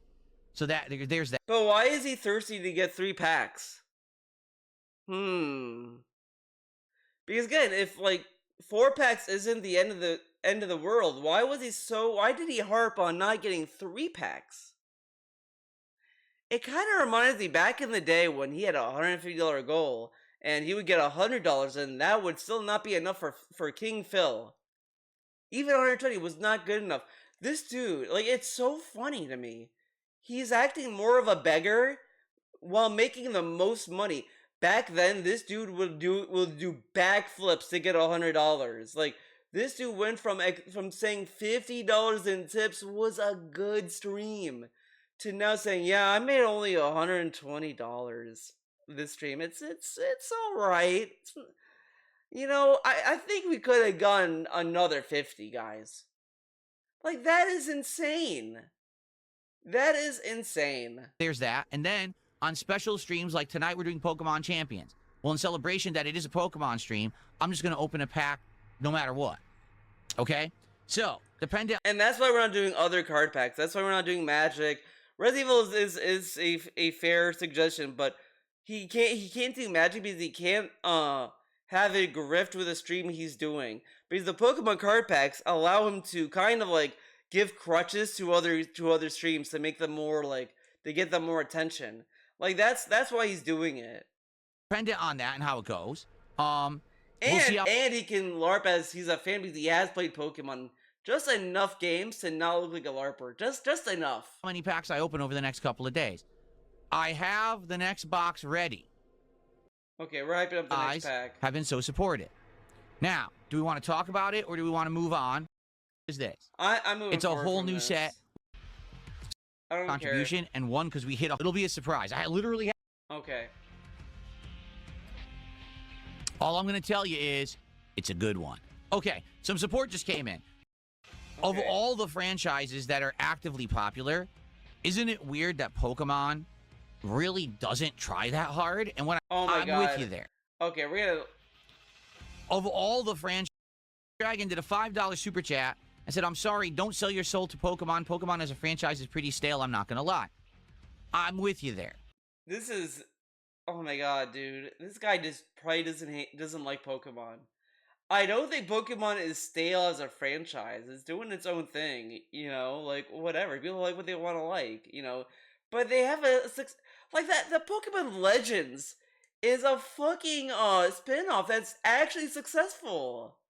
They have Pokemon Snap. I don't know if Pokemon Snap really like is gonna get another game, but Pokemon Legends did well enough to get people to play it. Like they made a second game, and I think they're probably gonna make more of that. They did a mobile game. Like I don't know how you could say it's stale. It reeks of there's no mainline game, so I guess the series is dead. This series is dead. Nobody cared about Pokemon. And it's like these are like fucking cattle brains. Cattle brains. Where's the slop? Of all the franchises that are actively popular, isn't it weird that Pokemon really doesn't try that hard? And what I mean by that is, take a look at the last two games, right? Scarlet Violet. Everyone criticized it for... This is dumb. How can you measure the level of trying? Oh, the quality of Scarlet Violet sucked. Okay, that's one game. Like, I don't remember people saying this about Sword and Shield as much, or any other game before that. But they make one dud, one bad game, one noticeably bad game, and it's like, wow, Pokemon is over. Pokemon is over, guys. Pokemon is dead. Like, damn, one game. Meanwhile, God of War has like one like whatever remake or what reimagining, whatever the fuck. And then you have like God of War Ragnarok, which people didn't care for that much, and that's fine. That can keep on trucking. But Pokemon makes one noticeably unpleasant looking game, and it's like, damn, Pokemon's dead. Pokemon is over. But this guy played it and said he actually liked it. It's just that he doesn't look pretty, but it's actually kind of fun. Like, damn, man, are we really judging effort on looks alone? Like, get out of here. Like, this is why, budgets have been ballooning like crazy. Development's taking so long because they want the games to look so photorealistic and graphics pretty that people like Phil can salivate over it. Like Pokemon, like Nintendo knows Pokemon's a cash cow, and yeah, they want a faster turnaround. But now they're actually taking their time with the winds and waves, and it's kind of annoying that we're not even like appreciating that. Like, I think actual Nintendo fans are, and they're actually like happy with Winds and Waves and how it looks. I mean, sure, it can turn out to be a bad game when it comes out, to be fair, but at least it looks interesting. And all these fucking people are talking about is, Scarlet and Violet looked really bad. Like, move the fuck on. Like, come on. For bad graphics on the Switch 1, even though it was a Switch 1 exclusive. Then Pokemon Legends ZA. Oh, look. Now it's on Switch 2, and they put it in a city so that you can't tell the graphical problems, right? What the fuck are you talking about? You can't tell the graphical problems in Pokemon ZA? Like, they put it in a city because it's probably, like, for the gameplay mechanic that's in the game. Like, I haven't played Arceus, like, at all. I have the game, but I never played it, never opened it, never played it. So I don't know if it's the same kind of gimmick where it's, like, they put you in, like, a little arena, and then you just fight in that small little arena. I know it's, like, you're going through the woods and shit, but I don't know if it's like in the same kind of style that ZA's in. But ZA, they put you in this little area, and it's like, this might just be for the gameplay mechanic. But it's always, well, see, they want to hide the graphics. Maybe they just want you to focus on the fucking game and shut the fuck up. Like, first I was like, wow, this game doesn't look good. Okay, so like, let's make a game that's gonna like play to the strengths of the hardware. Let's like limit it so we can actually like focus on this area so it can look like a good looking game that can, whatever. They do that, and wow, see, they did this to hide the graphical. Shut the fuck up. Like, these people just don't like games. They just don't like video games. If that's what you're going into and looking at in games, then just put the game away and go to the movies. Go to the movies if you care so much about how things look. Right? Or Pokemon Champions. It's literally a mobile game.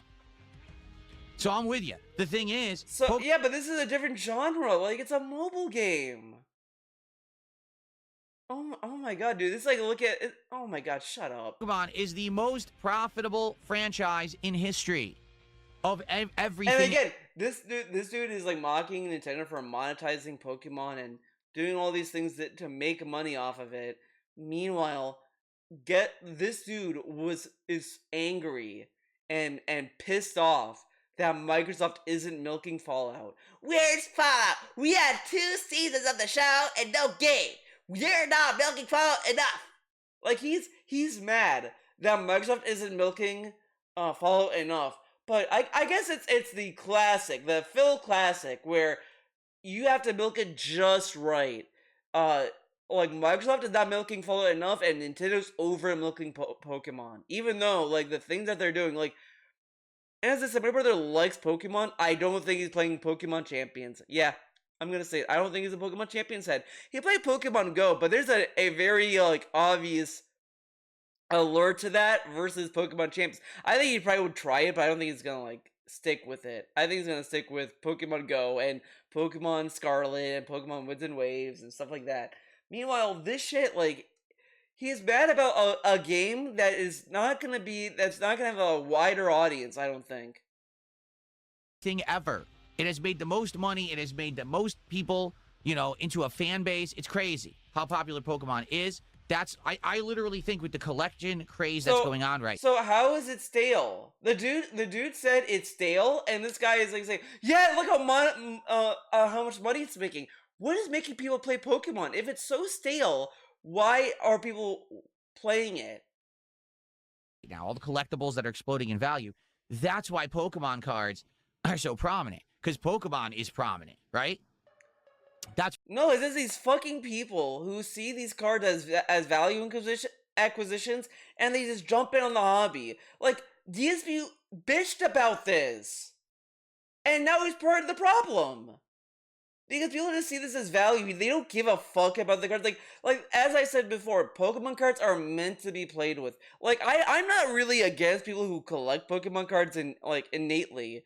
But if you don't know what a fucking Pikachu is, for example, and you collect these cards and you're just going there just for the money value idea of it, get the fuck out. Like, you're not there because you like Pokemon. Like it's what, like, even if you're not gonna play the Pokemon card game, but you know Pokemon, you love Pokemon, and you just want the cards because you like the Pokemon aspect of it, that's fine. I have no problem with that aspect of collecting. But if you're just buying the cards for the sake of it, fuck off. And that's what this guy's doing.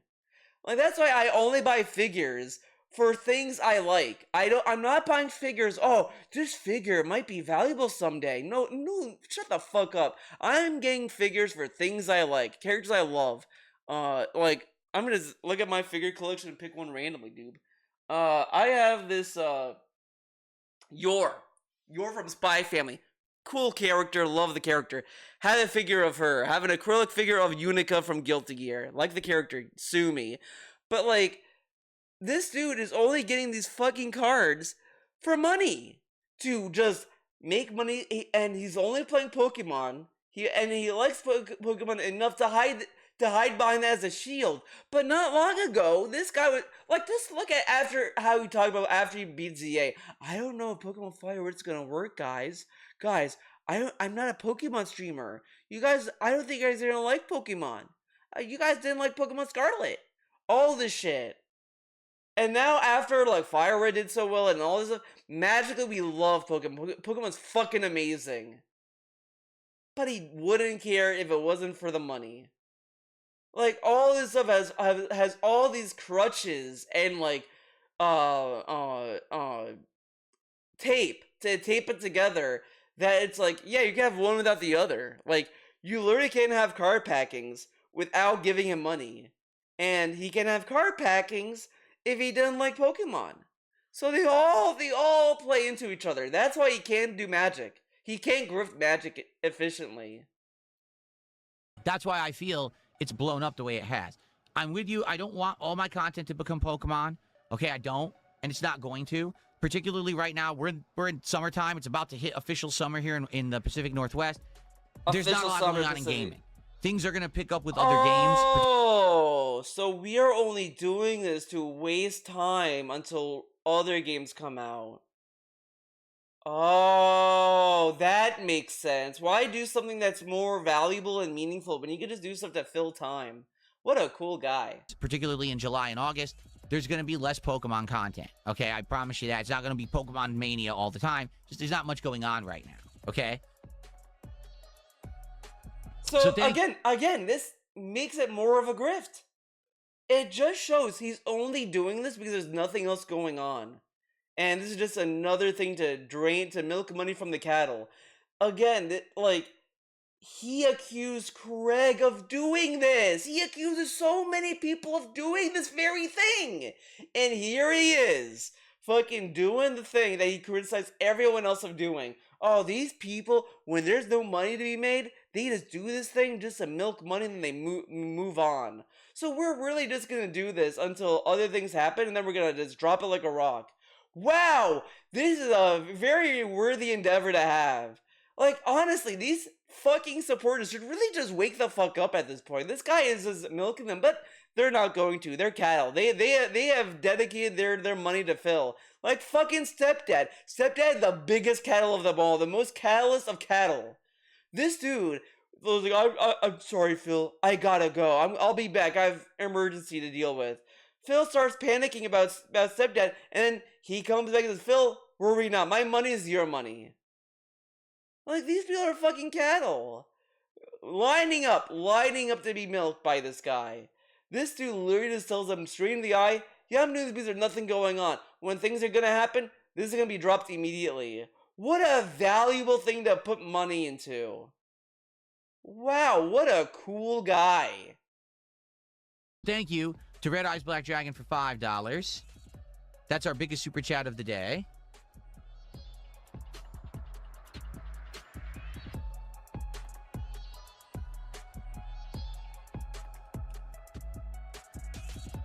And MKASP did a $2 super chat and says, would you ever get a tattoo or a piercing? At my age, no. When I was younger, I thought about getting a tattoo. I'm not doing this. I think I went long enough. We don't have to go crazy. What is he doing today? What's the game plan for today? Oh man, this thumbnail really makes him look like a children's entertainer. It really highlights the children's entertainer vibe.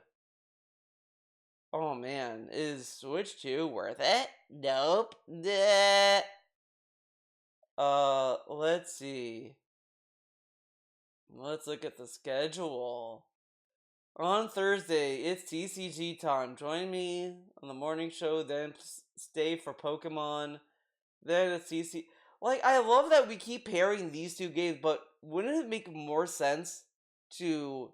Well, I guess for me, he wants to pair these because he wants to, not open card packs every stream, but he wants to open card packs every stream anyway. So, wouldn't it make sense to, like, have, like, Pokemon and then Friday Night Fights? I guess he's doing that for this, right? So, never mind. I got felted. Okay, whatever. Oh, we have only 5 packs to go until the new box set. Oh boy, he's counting down. So you know how much that is? $55 for per pack. Do the math, dude. 200. Isn't it 200? No, wait. Yeah. Yeah, 250. $250, dude. Maybe I'm dumb. Maybe I'm an idiot. But we have all this stuff going on. All this shit going down, man. And then we got Mina the Hollower on Sunday. I thought initially, he did say it was gonna be like Killer Bean and Nina the Hollower, but now it's just Mina the Hollower. Which is gonna be fun, I guess. I want to look at this image more. Like, his eyebrows look weird. I love that he's using AI. Like, he's doing a boomer thing with this too. Like, he's taking a picture and then he's like telling AI to make a photo. Like, you can't just do this yourself. But like, whatever. I guess he's doing he's doing a mukbang with like all these drinks. Very cool. But like the perspective is kind of fucked up. It's like he's in the sand. Like, yeah, there's like he's not even. Oh my god, this is stupid. First off, they're like surfing way too close to the shallow end. Like these people are gonna get fucked up. The people swimming, they're dead. A jellyfish is like walking on the sand. Dude, if that's happening, leave. Just leave. You know, that's fucked up. That means there's toxic sewage in the ocean. The palm trees are growing in the okay, that's weird. That's fucked up. There's no table, so all these drinks should be spilling over and like getting fucked up, and he's just like buried. Like, this is really weird. Unless he lost a body and he's like, where's my lower half? I have all these drinks, but my drink is gonna just go right through me. I don't know. This is a really stupid image, but I am a little bit happy if we don't have to deal with him like that Photoshop of him over Daniel Craig's body. That was a little offensive. I was offended by seeing that. I was like, no thanks. Get that out of here. So yeah, there's no other change to the thing that's of note. Like, Sunday's doing Pokemon. Yeah, because we gotta do the alternation. Obviously. Alright. That is it for this video. I'm sorry that this video had a lot of random tangents. But, you know, that happens. Sometimes shit happens. You know what? Let's go to a random Persona 4. I did that thing with Persona 4. I should double down on it.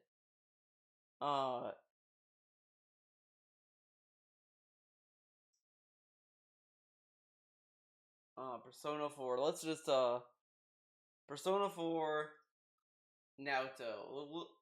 We'll contribute to the discourse. OP tactics. Okay, let's just see what this is about. Goddamn. I forgot what part of the game this is. I know it's like near the end. These assholes again. Don't give in. Oh, this was his party? The Riku Darkness. I don't know what the fuck this thing is. A sleeping table? 3 of them. The Don't give table up. is awake. How is it Darkness. sleeping? Let's go. The darkness. Mudoon! Now, Naoto-kun. The darkness. Enemy defeated. Don't stop And now. the darkness. Charlie Murphy. Oh, you Aw. blocked Charlie Murphy. Alright, GA. Oh, fuck. Oh, damn, that got hurt. fucked up. Usually tables they're weak Hold to up. win. Reach Let's out try to it. the truth. Ba ba ba da ba. Ba ba ba da ba. Oh god, this fucking guy. The only thing I will give Teddy credit for, this is the only thing I will praise Teddy for, if I can get it. Yeah, open the Teddy folder. Teddy's a creepy sexual predator. Whoa. That's not what I wanted. Okay, let's do this one. Oh no! That is the one thing I will praise Teddy for. That is my favorite sound effect I got from Teddy. If that does not happen in Revival, Persona 4 Revival should be canceled. I'm just gonna say it. This is the only aspect of Teddy I actually liked. Everything else about Teddy is garbage. But this is the one thing I like about Teddy. Oh no! That when he dies and I hear that, it's so funny. I like it. It's like it's so because he doesn't really die because he's a navigator character.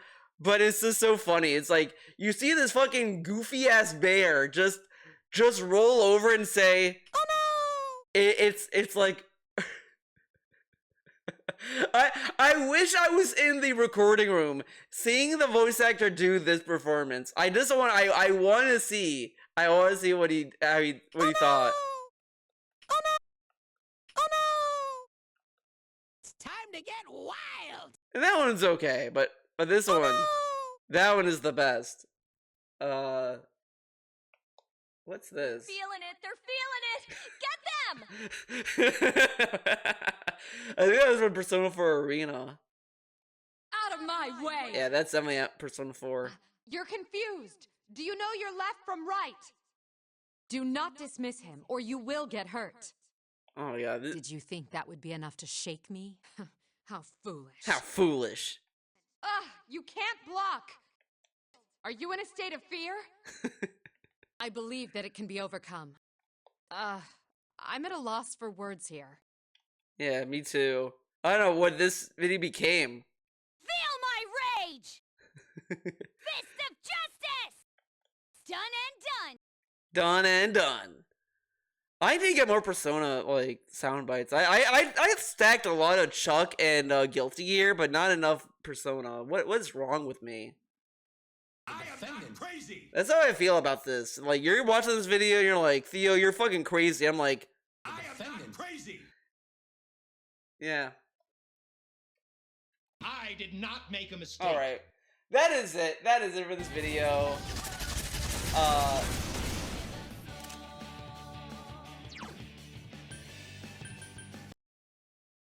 But she's got power belt to give her more damage. Shit. Shit. Origami dude. An origami fucking Persona. Or again. Let's go back.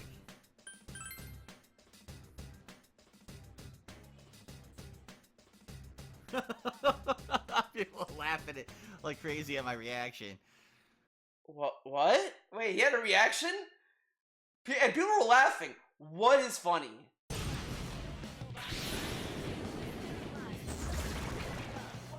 Well done, What the everyone. fuck? It wiped out the whole party! Okay. Well, now I'm gonna get whooped to the beginning. Level 68. I leveled up. Damn it.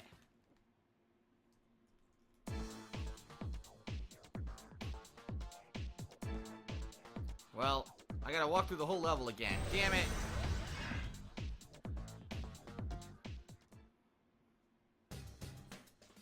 What was the reaction? Oh shit! Ah! Alto. Oh, that? Fuck me. Fuck me. We'll keep running. Keep running. Keep running. Fuck! Oh shit! Oh shit! Ah! Oh my god, look how long... Okay. Fuck He me. walks in. Fuck me. We'll keep running. There, you already see the dead end. And he's still walking in that direction. Keep running. Keep running. Fuck! Oh shit! Oh shit! Ah! That's what they laughed at. They saw that and was like, sir, that's hilarious. Wow. Ah, funny.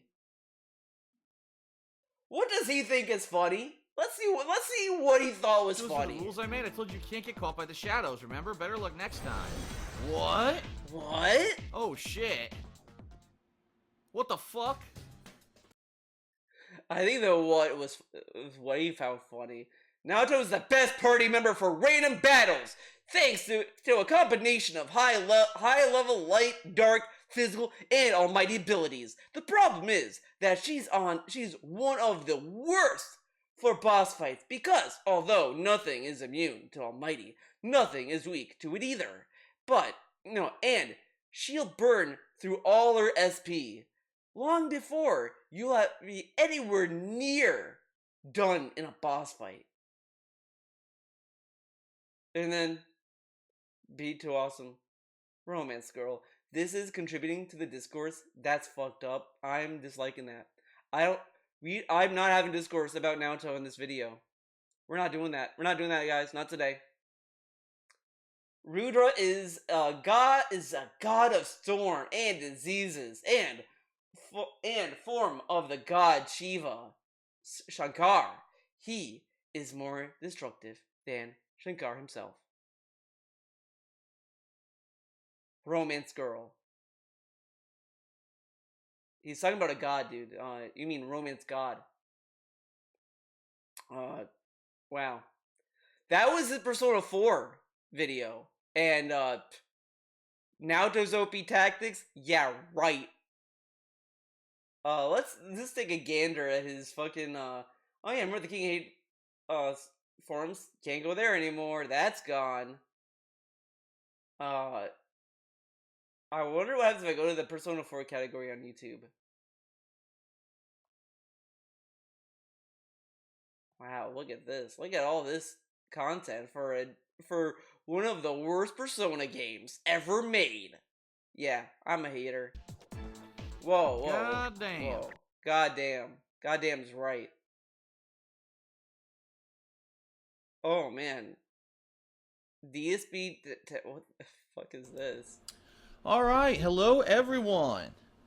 Welcome to a very special day, a very special What is stream, this? a very special playthrough. I don't know why this picture is killing me.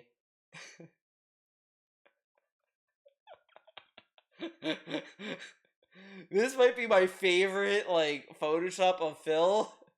I don't know why. There's just something. The mix of it is just funny to me. Something that has pretty much, it's been a request for a long time. I don't think it's been as much of a strong request as, say, something like Minecraft games, you know what I mean? But this series of games that we are about to start today is very well regarded, has a large Wow, fan base, okay. a dedicated What? Are you still here? I'm not going to search. Okay. fan base, a cult-like following amongst, certain people. And it is a game series that, quite honestly, it didn't really have, like, a new game, per se, that was released during the course of the time that I've been doing stuff for YouTube. I know that there were versions, like, for example, there was a PS Vita version of the latest game that was released. I almost thought I said... that was You released talking about during the course of versions? the time that I've been doing stuff for YouTube. I know that there were versions, like, for example, It almost only said there were virgins. There were virgins. there was a PS Vita version of the latest game that was released, but for the most part, it kind of stayed off my radar, despite the fact that people always ask, gee, I wonder what it would be like if the voting of the patrons. Okay. Watch me play a part of a JRPG. Dude, this is insane. How am I playing this game and it's just...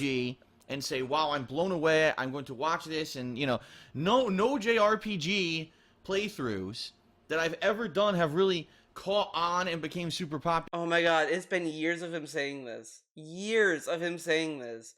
I'm just gonna cut ahead, see what he says here. Hang out on my couch for a few hours relaxing, I would pop on a JRPG and I would grind in it, and that would allow me to level up in games like Dark Souls 2, Demon Souls, Dude, other RPGs that I was playing. These, like... I'm not spending $100 images. extra. Oh my god, what? To play the Vita version of Persona 4 Golden, just so I can grind, especially when people are telling me don't grind, okay? What? He had a Vita. I guess, maybe it's for the capture? That's number 2.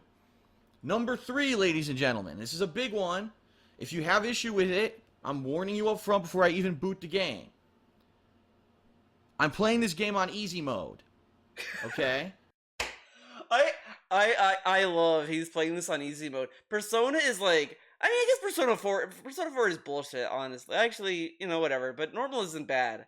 I play these games on normal. I wouldn't say these are bad. Like, I think a lot of people think, since these are a spin-off of SMT, and SMT is more notoriously hard, that I think a lot of people kind of confuse the earlier Personas as being hard. Persona 2 I think is a little bit more tricky because the PSP re-release of Innocent Sin was like baby easy. Like that one you don't really have to pay attention. But whatever. 3 and 4 are pretty easy. He just was so inept with 3. Like, this dude played RPGs and he's like, how do I defeat Charm? You never once thought there was an accessory for that? A spell for that? I don't know, like anything? Like you didn't think anything about that, buddy? And there's various reasons why I'm doing. Like whatever. Okay, that now I have to end it. This is a silly ending. I mean, this was supposed to be over 30 minutes ago. Anyways, thank you for watching. I'll see you in the next video. And I'm sorry that this video was a crazy video. I did not expect it to go this long, but it could be worse. It could always be worse. See you next time. Bye.